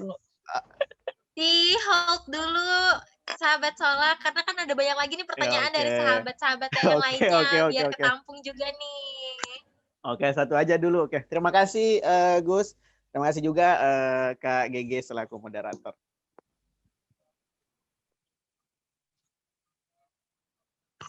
Monggo Gus, mau langsung dijawab dulu atau mau dibaca, mau yang lain tanya-tanya dulu? Iya, langsung aja dulu. Kayaknya lebih tepat deh, biar bisa efektif. Okay, thank you, Ibnu. Thank you, Ibnu. Apa yang bisa bikin seseorang pede ya? Kalau saya merasanya begini, dalam hal kaitannya dengan dakwah, menurut saya kita harus menyadari bahwa ini kaitannya sama tanggung jawab gitu. Jadi kalau kita punya sebuah pengetahuan, sebuah ilmu, maka punya tanggung jawab kita untuk menyampaikan itu kembali gitu. Artinya kalau kita mau try to influence other di isu keagamaan, maka karena itu sifatnya wajib gitu. Menyampaikan itu ya, misalnya balighu anni walau ayah gitu. Sampaikanlah walaupun satu ayat, maksudnya Ayat ini kan nggak cuma sekedar ayat Al-Quran. Artinya kalau kita punya satu kebaikan, tanda-tanda kebesaran Allah dan sebagainya, kita punya kewajiban untuk menyampaikan itu. Nah biasanya kadang kita gini, aduh ilmu kita nggak cukup nih kayaknya, aduh aku nggak sanggup nih kebetulan ilmuku nggak cukup gitu kan. Nah sementara tugas menyampaikan soal narasi keagamaan, soal literasi keagamaan kepada orang lain itu tugas yang tidak ada limitnya. Limitnya adalah balighu anni walau ayat tadi, sama kayak ini, aulim walau bisyatin ya, berwalimalah walaupun dengan seekor kambing. Nah minimal untuk pesta itu 1 ekor kambing. Kalau kamu punya 1000 kambing, kamu mau diwalimahkan semua buat pesta bareng-bareng, ya itu nggak apa-apa gitu. Itu sama persis. Jadi tugas minimal untuk kamu berani merasa punya tanggung jawab untuk kamu menyampaikan kebaikan kepada orang lain adalah kamu tahu satu kebaikan yang kamu dapatkan di kehidupan ini. Misalnya, aduh aku seneng banget nih, aku bisa menghirup udara dengan bebas gitu. Artinya kamu tahu oksigen di kampungmu masih baik, dan kamu menyampaikan itu kan, itu bagian dari tanda kebesaran Allah Subhanahu Wa Taala kan gitu. Nah kalau dalam kaitannya dengan peningkatan kepercayaan diri dalam hal dakwah keagamaan, menurut saya harusnya dimasukkan ke tadi komitmen yang kaitannya dengan responsibility ya. Karena kita punya tanggung jawab, maka kita akan punya komitmen untuk berani speak up lah, muncul di sosial media dan berani membicarakan isu-isu keagamaan. Tapi kalau kaitannya sama PD yang lain ya, misalnya gimana ya biar PD ketemu mertua misalnya, gimana ya biar PD jualan barang biar kita PD gitu, nggak malu gitu. Nah kalau itu menurutku ya, kalau pengalamanku sendiri itu lebih ke pengalaman sih, lebih ke apa namanya, jam terbang. Dan there's always even if you are going to walk like 1,000 miles, there's always a first step, right? Harus ada, selalu tetap ada langkah pertama, meskipun kamu mau menuju puluhan ribu langkah selanjutnya gitu, harus ada langkah pertama. Nah ragu itu hanya ada di langkah pertama. Believe me, ragu itu hanya ada di langkah pertama. I will give you an example. Waktu pertama kali saya khutbah Jumat, itu saya deg-degan, kaki saya sampai bergetar semuanya dan saya nggak bisa jadi imam. Artinya setelah saya khutbah Jumat tuh saya turun dari mimbar dan saya minta orang lain untuk jadi imam. Padahal saya waktu itu udah already public speaker, saya udah banyak ngisi acara pengajian dan sebagainya. Tapi khutbah Jumat, karena ini different stage, karena ini beda panggung dan saya mungkin merasa bertanggung jawab atas sah atau tidaknya sholat Jumat jamaah di hadapan saya jadi itu banget. Atau contoh lain, waktu saya pertama kali di Metro TV, saya ada 13 episode. Episode yang paling sulit adalah episode pertama. Episode pertama saya tidak bisa tidur malamnya. Kemudian paginya saya banyak baca banyak hal gitu. Kemudian pada saat di pertemuan pertama di Metro TV, alhamdulillah semuanya berjalan lancar. Di pertemuan kedua, ketiga, semuanya jadi jauh lebih mudah. Artinya it's not enough hanya memikirkan sesuatu. Kamu harus experience itu, kamu harus mengalami itu, sehingga kepercayaan diri itu muncul. Gitu. Jadi kamu harus misalnya gini, aduh gue ragu banget nih mau bikin video gitu ya untuk konten gitu. Kamu harus coba dulu setelah kamu bikin satu konten, it's gonna be easier for you to make another content. Gitu. Tinggal bikin konten berikutnya. Tapi sekali lagi memang first step itu selalu bikin kita ragu. Sama seperti waktu kita kecil, pertama kali kita melangkah itu kan pasti kita ragu kan. Nah jadi kalau menurut saya sih salah satu untuk cope with ini ya, perasaan nggak confidence itu, nggak percaya diri adalah dengan kamu mengalaminya dulu gitu. Mudah-mudahan sukses dan kamu punya keberanian untuk melanjutkan lagi. Itu menurutku ya. Ya, tapi banyak sih dimensi confidence, dimensi kepercayaan diri itu banyak gitu. Maksudnya bisa didiskusikan tapi kalau berdasarkan pengalaman saya itu. Jadi apa yang kamu mau jalanin, kamu coba dulu gitu. Yang kamu hanya akan ragu dan tidak percaya diri di langkah pertama. Selanjutnya pasti jauh lebih mudah. Begitu, GG. Baik, terima kasih banyak Gus Romzi. Selanjutnya ada pertanyaan untuk sahabat Solah, untuk sahabat Solah bagaimana? Oke, aman. Oke, aman ya. Baik Gus, selanjutnya pertanyaan ada dari sahabati Sayyidah Naila Nabila. Boleh sahabati Sayyidah Naila di-unmute, yuk tanya langsung nih sama Gus Romzinya. Wah, kesempatan emas banget nih. Bisa tanya langsung meskipun secara virtual ya Gus ya. Sedang dalam perjalanan boleh, katanya Sayyidah Naila tuh. Oh, sedang dalam perjalanan. Oke, boleh. Saya mohon izin untuk membacakan pertanyaannya. Izin bertanya, Gus, masalah karakter. Terkadang ada seseorang yang karakter dan sikapnya itu berbeda di setiap lingkungan. Bagaimana ya, Gus, memperbaiki dan menyesuaikan karakter? Atau Iya, betul. bagaimana caranya menyesuaikan karakter atau sikap itu sehingga seseorang itu bisa nyaman berproses di mana saja. Terima kasih. Iya, betul. Apa namanya? Setiap orang tentu saja punya individual differences ya, punya perbedaan.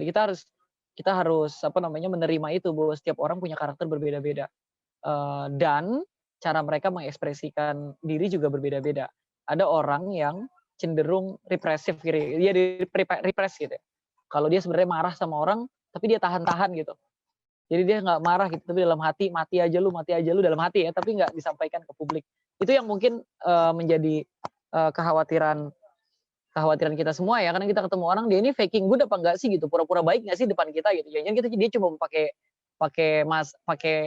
apa namanya, topeng aja gitu, pakai mask gitu ya. Sebenarnya dia nggak baik gitu. Kadang ya saya juga sering sih menghadapi orang yang kayak begitu gitu, di depan baik, padahal di belakang enggak gitu. Tapi that's how people apa namanya, bersikap ya. Jadi kadang nggak benar-benar sesuai dengan karakter mereka. Kadang-kadang juga ada norma, ada etika yang mereka jaga. Misalnya mereka menyadari betul adanya perbedaan culture, perbedaan kebudayaan misalnya antara satu negara dengan negara yang lain. Itu juga sangat berpengaruh terhadap ekspresi karakter seseorang. Tapi apa yang ada di dalam, misalnya gini, how to manage your emotion, emosi itu kan flash ya, fear, love, anger, sadness, and happiness, right? Rasa takut, rasa cinta, rasa marah, rasa sedih, dan rasa bahagia. Ada beberapa orang yang cenderung ekspresif dalam menunjukkan kegembiraannya, ada cenderung nggak ekspresif. Saya kalau gembira, saya akan ekspresif gitu. Seperti pertemuan ini, karena saya lagi happy, jadi saya ekspresif banget. Tapi kalau saya lagi nggak gembira, kalau saya in very deep ini ya, ada deep feeling yang kaitannya sama sadness, yang saya lagi sedih banget gitu, saya lagi down banget, kalian juga mungkin nggak ngelihat itu gitu, karena saya benar-benar bisa mengcover itu dan menutupi itu di depan teman-teman semuanya. Artinya bangunan karakter seseorang itu memang belum tentu sesuai dengan apa yang ditunjukkan oleh orang tersebut di ruang publik. Biasanya juga karena ada komitmen, ada apa namanya, ada etika yang tidak mau dia lewati gitu. Aslinya kalau dia senggolan motor gitu, terus serempetan, aslinya tuh dia marah-marah gitu. Tapi pada saat misalnya serempetan, terus dia tahu yang diserempet oleh dia adalah gurunya gitu. Mungkin kemarahan itu juga direpress sama dia, ditahan gitu. Nah itu banyak juga orang yang kayak begitu. Artinya ekspresi seseorang memang belum tentu berkesesuaian dengan karakter dia. Jadi aku setuju sama Sayyidah tadi ya, kalau memang kadang orang begitu gitu. Terus sebenarnya tadi ada yang penting sih yang saya skip karena waktunya nggak cukup, soal tadi. Ada orang tuh harus melakukan 3 itu ya, regulasi diri, sama regulasi pikiran gitu. Jadi dia melakukan regulasi terhadap pikiran, dia mengatur pikirannya sehingga dia bisa menahan diri pada saat dia emosi, regulasi emosi juga ya, regulasi. Jadi dia menahan diri pada saat dia mau marah, dia menahan diri gitu. Jadi defense mekanismenya itu coba dimanfaatkan dengan baik. Teman-teman akrab nggak dengan istilah defense mekanisme bertahan? Misalnya gini, ada orang yang kalau lagi ribut sukanya konfrontasi. Gue nggak bisa, gue kalau kesel sama orang gue harus ngomong sama orang itu. Ada yang defense mekanismenya ignorance, mengabaikan. Gue kalau kesel sama orang ya gue biarin aja lah, gue cuekin, ntar juga gue hilang sendiri gitu. Itu cara coping with problems tuh, orang tuh punya mekanisme bertahannya sendiri-sendiri. Jadi emang nggak bisa kita samain satu dengan yang lain. Begitu Sayyidah. I think better you ask my wife ya. Kamu tanya istriku, dia jauh lebih paham kalau soal pembangunan karakter dan bagaimana emosi ini berubah-ubah. Tapi intinya gini, kolbun itu kan, hati itu kan kenapa disebut kolb itu, karena ya dia itu bisa bolak-balik gitu. Makanya ada doa ya muqallibal qulub tsabbit qalbi itu kan ya, karena yang namanya hati itu memang berbolak-balik gitu. Kadang kita nggak tahu gimana perasaan kita. Kadang karakter orang juga bisa tiba-tiba berubah karena tempaan bangunan karakter yang udah lama dibangun oleh keluarganya bisa tiba-tiba berubah karena masalah yang dihadapi di satu kesempatan gitu. Tapi saya setuju sama Sayyidah ya. Ada orang yang Kadang cuma faking good aja gitu, kelihatannya bagus gitu di sosial media, aslinya dia nggak gitu-gitu banget. Tapi that's better daripada kamu udah buruk, kamu menunjukkan keburukan itu di sosial media. Menurutku begitu ya. Kalau kaitannya sama influencer. Gitu ya, G? Baik Gus, terima kasih banyak atas pemaparan jawabannya. Selanjutnya ini ada pertanyaan lagi nih dari sahabat Sholah, tapi mohon izin sahabat Sholah, kita mau kasih kesempatan dulu ya kepada yang lain agar pertanyaan-pertanyaan. GG kepencet unmute tuh. Oke, saya mohon izin kepada sahabat Sholah, karena ada pertanyaan lagi nih dari sahabat Sholah, tapi dalam waktu yang singkat ini, agar sahabat-sahabat yang lain juga pertanyaannya dapat disampaikan kepada Gus Romzi, mohon izin untuk di-skip terlebih dahulu ya sahabat Sholah. Oke, terima kasih. Baik, selanjutnya ada pertanyaan dari sahabat Yusron Nasid. Boleh di-unmute? Sahabat Yusron Nasid?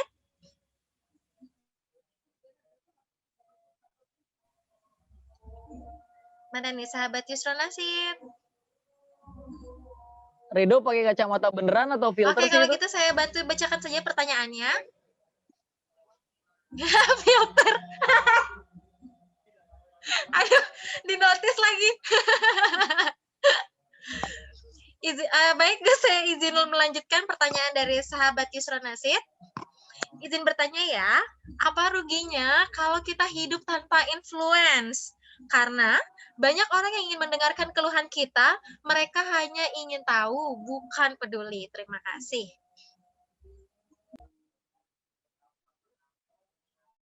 Oh iya ya.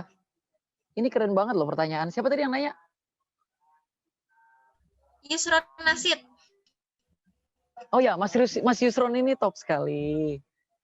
Betul juga. Sebelum kita melakukan sesuatu, kita harus tahu kemana tujuannya ini. Saya mau sedikit reflektif untuk menjawab pertanyaan ini. Kamu punya dua pilihan dalam hidup menuju Allah. Jadi kita tahu ya kalau hidup kita itu billah bersama Allah, minallah dari Allah semua rezeki kita. Ma'allah lah bersama Allah gitu ya. Terus fisabilillah atau fillah gitu ya. Kita mencoba melakukan sesuatu di jalan Allah gitu. Tapi pertanyaan kita adalah ilallahnya kamu mau lewat mana gitu. Kamu mau menuju Tuhanmu melalui apa? Ada orang yang memilih saya menuju Tuhan melalui pensucian diri, masuk ke ruang kamar, mencoba tidak berinteraksi dengan orang lain karena banyak potensi melakukan keburukan. Kemudian dalam kamar kamu terus berdoa, Allah, Allah, Allah, Allah, Allah, berzikir gitu ya. Astagfirullah, astagfirullah, astagfirullah. Itu hal baik gitu. Tapi opsi kedua adalah kamu mencoba menjadi pribadi yang anfa gitu, yang jauh lebih bermanfaat dari pribadi yang ada kamu hari ini. Nah, sekarang pertanyaan saya gimana sih biar kamu bisa jadi lebih bermanfaat di ruang digital? Jawabannya adalah dengan menjadi pribadi yang influential gitu. Terus dengan menjadi pribadi yang jauh lebih berpengaruh daripada pribadi kamu yang saat ini gitu. Artinya kamu coba di ruang digital mempengaruhi orang lain untuk melakukan kebaikan. Artinya kamu melakukan kebaikan. Kamu punya jariah kebaikan, jariah postingan gitu ya. Dosa kan ada yang tersimpan di jejak digital. Kebaikan juga ada yang tersimpan di jejak digital kebaikan kamu gitu. Nah, itu sih yang menurut saya kenapa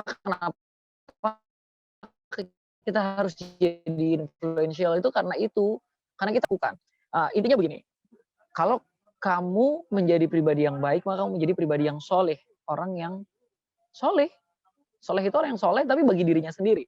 Tapi Nabi Muhammad itu kan nggak soleh. Nabi Muhammad itu nggak cuma soleh, tapi muslih. Nabi Muhammad itu orang yang melakukan kebaikan untuk orang lain gitu. Nah, gimana sih cara melakukan kebaikan orang lain? Ya jawabannya karena Nabi Muhammad menjadi influencer gitu. Nabi Muhammad tuh berpengaruh ke orang lain. Artinya Nabi Muhammad bisa menjadi pribadi yang muslih. Karena kalau kita mau melakukan kebaikan buat banyak orang lain, ya kita harus berpengaruh. That's the only point. Kalau kita mau mengingatkan orang lain soal pentingnya mengingat kematian, maka kita harus bisa mempengaruhi orang itu untuk mengatakan itu gitu. Jadi kenapa sih kita harus influence? Ya jawabannya karena itu. Dan kalau kita belajar dari Nabi Muhammad ya, Nabi Muhammad itu kan sidik, amanah, fatonah, dan tabligh. Tabligh ini kan public speaking, right? Kemampuan mengkomunikasikan gagasan, menyampaikan sesuatu, punya keberanian untuk juga mengungkapkan pendapat dan sebagainya gitu. Jadi kalau kalau menurutku kenapa kemudian kita harus menjadi influential ya biar kita menjadi pribadi yang anfa aja lah gitu. Kita mau jadi pribadi yang jauh lebih bermanfaat, maka kita coba memperluas pengaruh kita sehingga kita bisa membawa lebih banyak kebaikan gitu. Tapi ya kalau tadi pilihannya misalnya ya udahlah saya sih mau ini aja, mau diem-diem aja gitu, nggak mau berinteraksi sama orang. Toh orang juga kadang-kadang palsu-palsu juga sikapnya ke kita gitu. Ya udah, ya tinggalkan saja kehidupan lalu kemudian melakukan tahalli, melakukan proses tazkiyatun nufus gitu, pensucian diri dengan tidak melakukan interaksi dengan orang lain dan terus berzikir gitu. Dan itu pilihan kedua. Dua-duanya sama-sama baik, tapi yang sedang kita diskusikan pada kali ini adalah bagaimana kita bisa melakukan kebaikan untuk banyak orang melalui cara-cara penting baik di ruang digital maupun di ruang di ruang publik biasa melalui peningkatan besarnya pengaruh kita terhadap orang lain. Karena Rasulullah juga sangat berpengaruh terhadap sahabat-sahabatnya, terhadap orang-orang di sekitar dan sebagainya sehingga bisa melakukan lebih banyak kebaikan. Menurutku begitu sih. Intinya insya Allah bukan urusan dunia lain. Jadi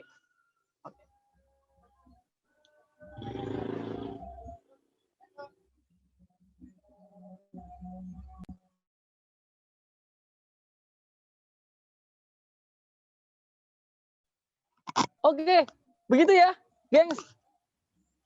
Baik, Gus. Kita lanjut ya, Gus ya. Di pertanyaan selanjutnya datang dari sahabat Wawan. Waktu udah habis nih, 9:30 emang belum? Sebenarnya kita menyesuaikan dengan waktunya Gus sih. Kalau misalnya Gus masih bisa, kita dengan senang hati mau mendengarkan gitu. Tapi kalau misalnya sebenarnya gini. Kan karena kami juga sangat paham betul Gus Romzi ini sangat sibuk. Jadi bagaimana Gus ingin dilanjut atau memang ada kapan? Gini, maksudku gini, aku nggak mau teman-teman semuanya akhirnya terjebak dalam dialektika pemaknaan terhadap influencer dan sebagainya gitu. Maunya aku tuh kita akan lebih praktikal mempelajari gimana sih kemudian membangun personal branding yang baik, gimana sih membangun komunikasi yang baik, gimana sih punya diksi yang bagus gitu, gimana sih punya artikulasi yang baik pada saat bicara. Sebenarnya saya mau ke arah sana, tapi memang oke lah, just for today kita akan lebih banyak membicarakan prinsip-prinsip ya. Tadi kayak pertanyaan yang diajukan soal kenapa sih kita harus influential, itu emang penting banget sih. Jadi buat teman-teman jangan dilupain ya, only for today kita akan mendiskusikan secara reflektif kenapa sih kita harus menjadi influential, terus apa sih step-stepnya untuk menjadi influencer. Tapi kalau di pertemuan-pertemuan selanjutnya saya maunya lebih praktikal, sehingga setelah kegiatan tuh kamu dapat sesuatu gitu. Kalau kayak gini kan kamu kayak ngedengerin saya ceramah gitu nggak sih? Kamu kayak apa ya? Saya kayak lagi cerita-cerita Nabi aja, terus kamu mendengarkan gitu. Maunya saya itu kita kayak workshop gitu pelatihan. But it's okay, for today it's okay lah, karena memang kita lagi ngomongin definisi, kita masih di level definisi, masih terminologi, masih ngomongin soal diferensiasi antara influencer dan lainnya. So it's okay, I will give you like 1 or 2 more question ya, and dan kita sepakati kayaknya deh, berapa lama sih program kita ini? It's just 2 question left. Setauku ada 5 kelas, ada 5 pertemuan. Ini pertemuan yang pertama terkait personal brand. Cuma kan karena emang malam ini kita membahas tentang influence, mungkin berarti kita masih punya 5 pertemuan nih, Gus Romzi. Bagaimana, Gus?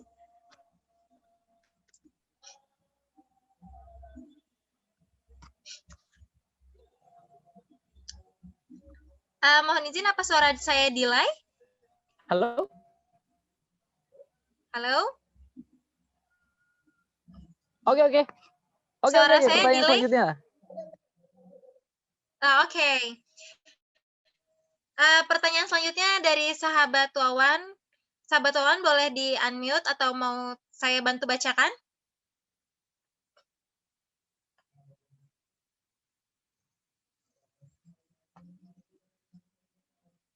Sahabat Wawan.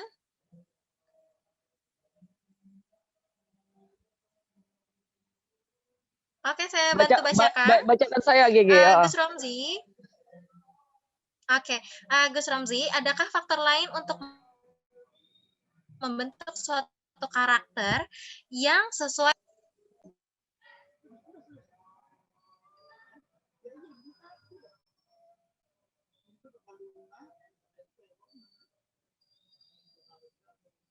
Halo?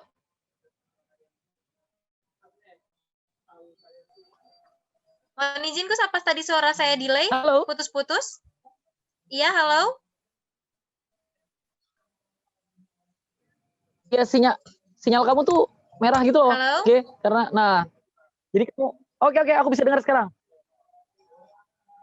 Oke. Saya izin untuk membacakan ulang. Adakah faktor lain untuk membentuk suatu karakter yang sesuai dengan era saat ini?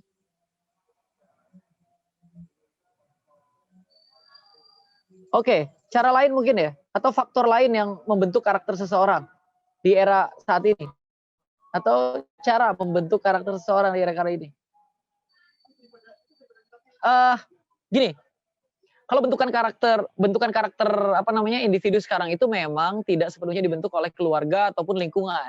Karena exposure yang tinggi di sosial media, kita disebut sebagai homo globalis. Kenapa sih kita disebut homo globalis? Karena we are growing up with the same culture, same food, same we follow same influencer, right? Kita juga follow influencer yang sama, tumbuh dengan fashion yang sama, makanan yang sama, budaya yang sama gitu. Dimanapun kita berada di belahan dunia ini, kita akan punya potensi untuk follow orang yang sama. Let's say Cristiano Ronaldo. Cristiano Ronaldo itu apa namanya orang dengan follower terbanyak di dunia kan 250 juta.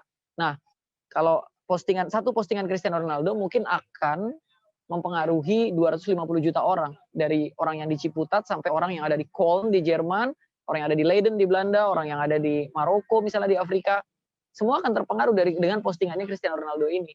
Nah, sebagai homo globalis, memang bangunan karakter ini jadinya lebih luas. Mungkin teman-teman juga tahu ya. Jadi nggak cuma sekedar lingkungan doang yang membentuk, tapi juga banyak. Jadi faktor-faktor yang membentuk karakter tuh kayak banyak banget lah sekarang gitu. Interaksi kamu dengan keluarga apakah lebih besar daripada interaksi kamu dengan smartphone? Kan jawabannya lebih banyak di smartphone kan. Maksudnya kita harus menerima itu gitu. That's why pada banyak kesempatan itu kayak universal values tuh lebih acceptable daripada religious literacy kan. Nilai-nilai universal jauh lebih diterima daripada literasi keagamaan. Terus kalau kita melakukan kebaikan, ya kebaikan itu kita lakukan karena prinsip-prinsip universalisme tadi gitu. Jadi ya itu prinsip-prinsip universalisme, termasuk universalisme Islam ya. Prinsip-prinsip al-mabadi al-ammah itu ya, mabadiul ammah itu kan prinsip-prinsipnya Islam yang universal itu juga terbentuk karena ya kita berada di tata dunia baru yang borderless, yang tanpa sekat, yang membuat kita menjadi homo globalis tadi, manusia yang apa namanya yang global, yang mengglobal, yang karakternya itu memang dibangun atas dasar nilai-nilai universal gitu. Jadi kalau faktor lain ya yang dihadapi oleh kita saat ini yaitu media baru sama tata dunia baru. Ini sangat berpengaruh terhadap perubahan karakter kebangsaan gitu. Kayak misalnya sebagai contoh, local wisdom itu udah sangat tergerus dengan wisdom universal gitu. Kearifan lokal sudah digerus oleh kearifan universal gitu. Jadi kalau mungkin di kearifan lokal ada prinsip apa, tapi bertentangan dengan prinsip universalisme, mungkin kearifan lokal itu akan tergerus gitu. Karena sekali lagi exposure kita di ruang digital jauh lebih cepat daripada itu. Nah, that's why kita harus hadir. Itulah kenapa teman-teman teman-teman PMII, teman-teman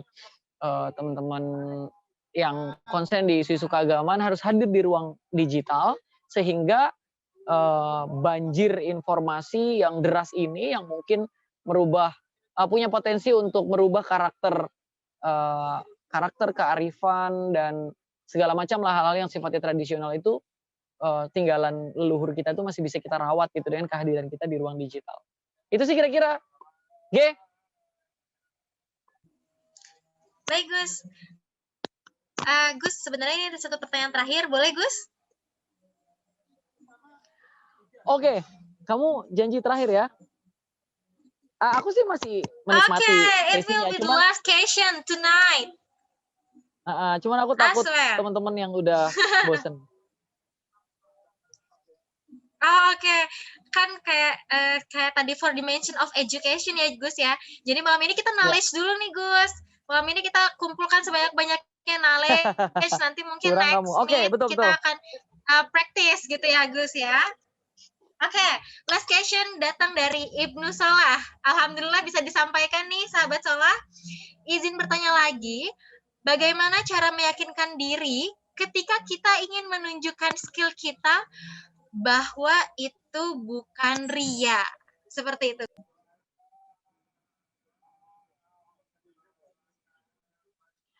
Kalau kata Gus Baha gini, Gus Baha pernah bilang gini, orang yang maksiat aja percaya diri kok posting-posting di sosial media, kamu melakukan kebaikan aja kok nggak percaya diri gitu. Oh itu jadi nggak boleh takut ria. Kalau kamu mau nunjukin kebaikan di ruang publik, tunjukin aja gitu. Kalau kata Gus Baha begitu. Karena sosial media itu hanya punya dua pilihan, antara orang yang menunjukkan keburukan karena orang yang percaya diri menunjukkan keburukan, atau orang yang dengan bangga menunjukkan kebaikannya gitu. Artinya menurutku itu bukan di level ria lah. Bukan di level ria. Insya Allah enggak lah. Enggak tahu ya kalau saya enggak lah. Kalau saya misalnya apa ya?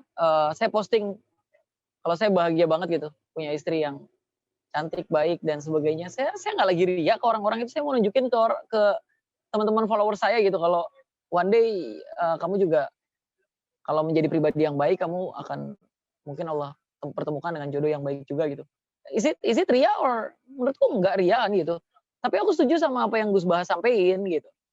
Ada banyak orang yang bangga banget gitu upload keburukan kehidupan mereka. Kenapa kita nggak bangga gitu upload kebaikan kita? Dan itu jadi problem kita. Kita jadi problem kita banget. Kita ngajar, kita nggak berani posting kalau kita ngajar. Padahal itu kan nyemangatin guru-guru yang lain gitu. Kalau oh iya nih ada orang yang ngajar dan tetap keren gitu. Kita kerja di kantor yang oke, fancy kantor gitu kan. Kita juga kadang posting untuk nunjukin ke orang kalau ayo kalau lu kerja keras lu bisa sampai di level yang sama gitu. Jadi menurutku aku sih ikut Gus Baha ya kalau kaitannya sama ini. Jadi untuk melakukan yang tadi dibilang personal branding itu, karena yang ingin kita lakukan itu bukan memperkenalkan diri kita kan, yang ingin kita sampaikan ke orang lain adalah kebaikan-kebaikan yang kita dapatkan. Artinya yang kita tujukan adalah kita memperkenalkan anugerah dari Allah, kebaikan-kebaikan yang Allah berikan kepada kita sampaikan lagi ke orang lain gitu. Bukan enggak sombong. Pernah nggak ya saya posting nyombong ya? Pernah posting Manchester United lagi di pucuk gitu, saya ngeledekin pendukung Liverpool gitu ya. Ya itu saya mau niat songong gitu lah, tapi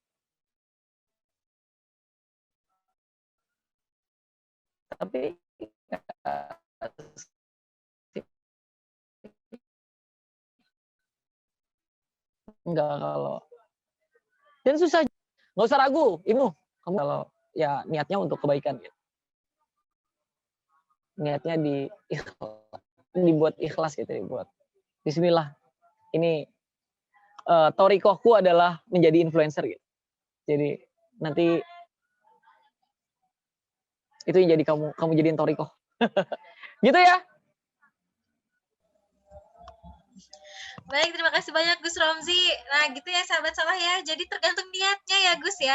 Kalau misalnya kita emang niatnya baik, ya insya Allah itu menjadi suatu kebaikan, bukan menjadi suatu keburukan, apalagi dinilai itu ria. Karena kan emang kita harus menunjukkan kepada orang-orang. Siapa yang akan tahu diri kita adalah seorang yang bla bla kalau bukan diri kita yang menunjukkan ini loh, saya tuh seorang ini. Nah, contohnya seperti saya, sekalian mau branding juga nih. Siapa yang bakal tahu saya seorang MC kalau misalnya bukan diri saya sendiri yang memberitahu, yang men-announce orang-orang kalau saya adalah betul. seorang MC. Ada analogi menarik nih, Ge. Kalau ada analogi menarik begini. Ya. Soal ini ya, Fa'ama bini amati rabbika fahadits itu begini.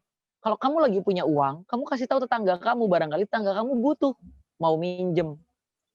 Bukan biar kamu ria gitu. Kamu nunjukin kalau kamu punya uang ke tetangga kamu, kalau kamu butuh bantuan, kamu bilang aja sama saya. Itu bukan dalam rangka ria gitu. Itu dalam rangka memang kita menunjukkan potensi yang kita miliki, kapasitas yang kita miliki, nikmat Allah yang kita miliki agar kita bisa membantu lebih banyak orang gitu. Nah, jadi cara berpikirnya begitu gitu. Jadi kalau kita belajar dari Nabi kan kalau dalam ayat Al-Quran itu ya, innama asku basti wa khuzni ilallah gitu ya. Udah saya lupa ayatnya. Ini anak dirusat harusnya hafal ya. Saya menggalau gitu, saya menggalau dan menyampaikan soal kesedihan saya semuanya pada Allah Subhanahu Wa Taala. Tapi kebaikan-kebaikan yang saya miliki saya sampaikan ke orang lain sehingga orang lain bisa mungkin mendapatkan bantuan dari yang kita punya atau apa gitu. Jadi begitu. Tapi betul GG, kamu adalah MC karena saya tahu di situ MC GG Hadid. That's a good point. One day kalau saya butuh MC saya akan menghubungi kamu, begitu kan? Siap, laksanakan.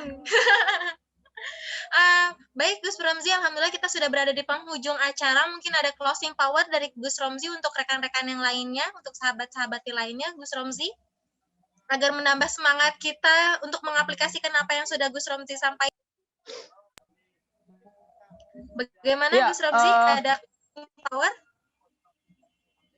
Ya, pertama saya mau menyampaikan buat teman-teman jangan lupa membaca komentar Sumayyah di apa namanya di chat, itu ada input bagus banget dan saya baru baca soal pesan dari gurunya soal konsep ria, nanti teman-teman baca ya.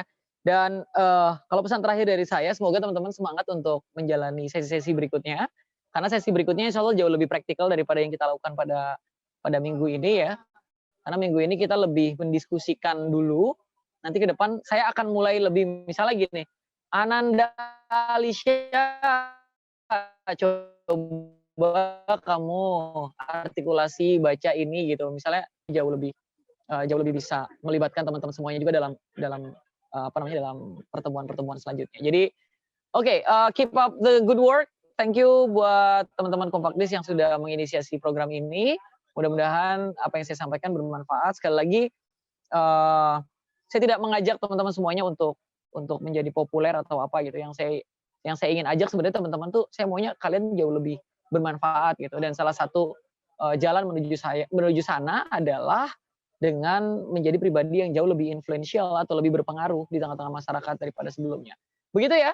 Terima kasih banyak nih GG, you are such a good moderator. Mudah-mudahan sukses karir di MC-nya dan kuliahnya juga lancar. Amin. Dan teman-teman tetap jaga protokol kesehatan ya. Gus. Siap.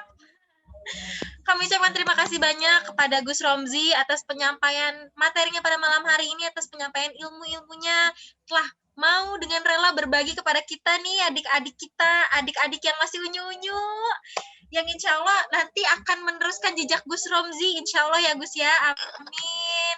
Apalagi sudah diberi bekal nih, bekalnya banyak banget ya rekan-rekan sekalian, dan ini nggak cuma satu pertemuan aja, akan ada pertemuan-pertemuan yang lainnya yang akan menggodok kita agar menjadi penerus-penerusnya Gus Romzi. Baik rekan-rekan, sebelum saya tutup acara pada malam hari ini, kita boleh foto bersama dulu, boleh yuk aktifin dulu kameranya, biar Gus Romzi juga kenal nih sama rekan-rekan sekalian. Oh ternyata dia nih pernah hadir nih di Zoom saya nih. Oh ternyata dia pernah ketemu nih. Oh ternyata kita pernah ketemu loh di Zoom meeting. Siapa tahu Redo, dari pertemuan virtual jadi pertemuan nyata. pertemuan berikutnya Redo harus bernyanyi. Wah siap, kita notice. Baik rekan-rekan sekalian, saya akan pimpin untuk sesi foto virtual. Asik, udah kayak beneran ini ya, selebgram ya. Foto virtual. Ini ada 2 slide. Slide pertama boleh. Ini ada Gus Romzi juga. 1, 2, 3. Oke, terima kasih. Selanjutnya di slide kedua, Gus Romzi juga masih ada. 1, 2, 3. Iya, terima kasih banyak rekan-rekan sekalian untuk partisipasinya pada malam hari ini. Wah, suatu kesempatan yang luar biasa. Karena di tengah kesibukannya Gus Romzi, alhamdulillah Gus Romzi masih bisa meluangkan waktunya, masih ada kesempatan untuk berbagi kepada kita yang fakir ilmu ini. Masya Allah, terima kasih banyak Gus Romzi. Semoga selalu diberkahi oleh Allah Subhanahu Amin. wa Ta'ala. Dilancarkan terus rezekinya, dilancarkan segala urusannya. Untuk rekan-rekan sekalian juga tugas kita adalah mengaplikasikan apa yang sudah Gus Romzi sampaikan. Karena itu bagian terpenting juga ya dari pertemuan kita malam hari ini. Karena kalau misalnya cuma diserap aja, tapi nggak diaplikasikan, itu kayak tadi Gus Romzi sampaikan, itu hanya knowledge aja, nggak bakal jadi sesuatu yang Wah, gitu. Jadi selain kita dapat knowledge-nya, kita aplikasikan di skill juga yang akan membentuk karakter kita di kemudian hari. Baiklah rekan-rekan sekalian, mari kita tutup bersama-sama forum ini dengan sama-sama membaca doa kafaratul majlis. Subhanakallahumma wa bihamdika asyhadu alla ilaha illa anta astaghfiruka wa atubu ilaik. Saya Galuh Ayu Amalia, mohon undur diri dan mengucapkan terima kasih banyak atas partisipasinya pada malam hari ini. Wallahul muwafiq ila aqwamit thoriq. Wassalamualaikum warahmatullahi wabarakatuh. Waalaikumsalam.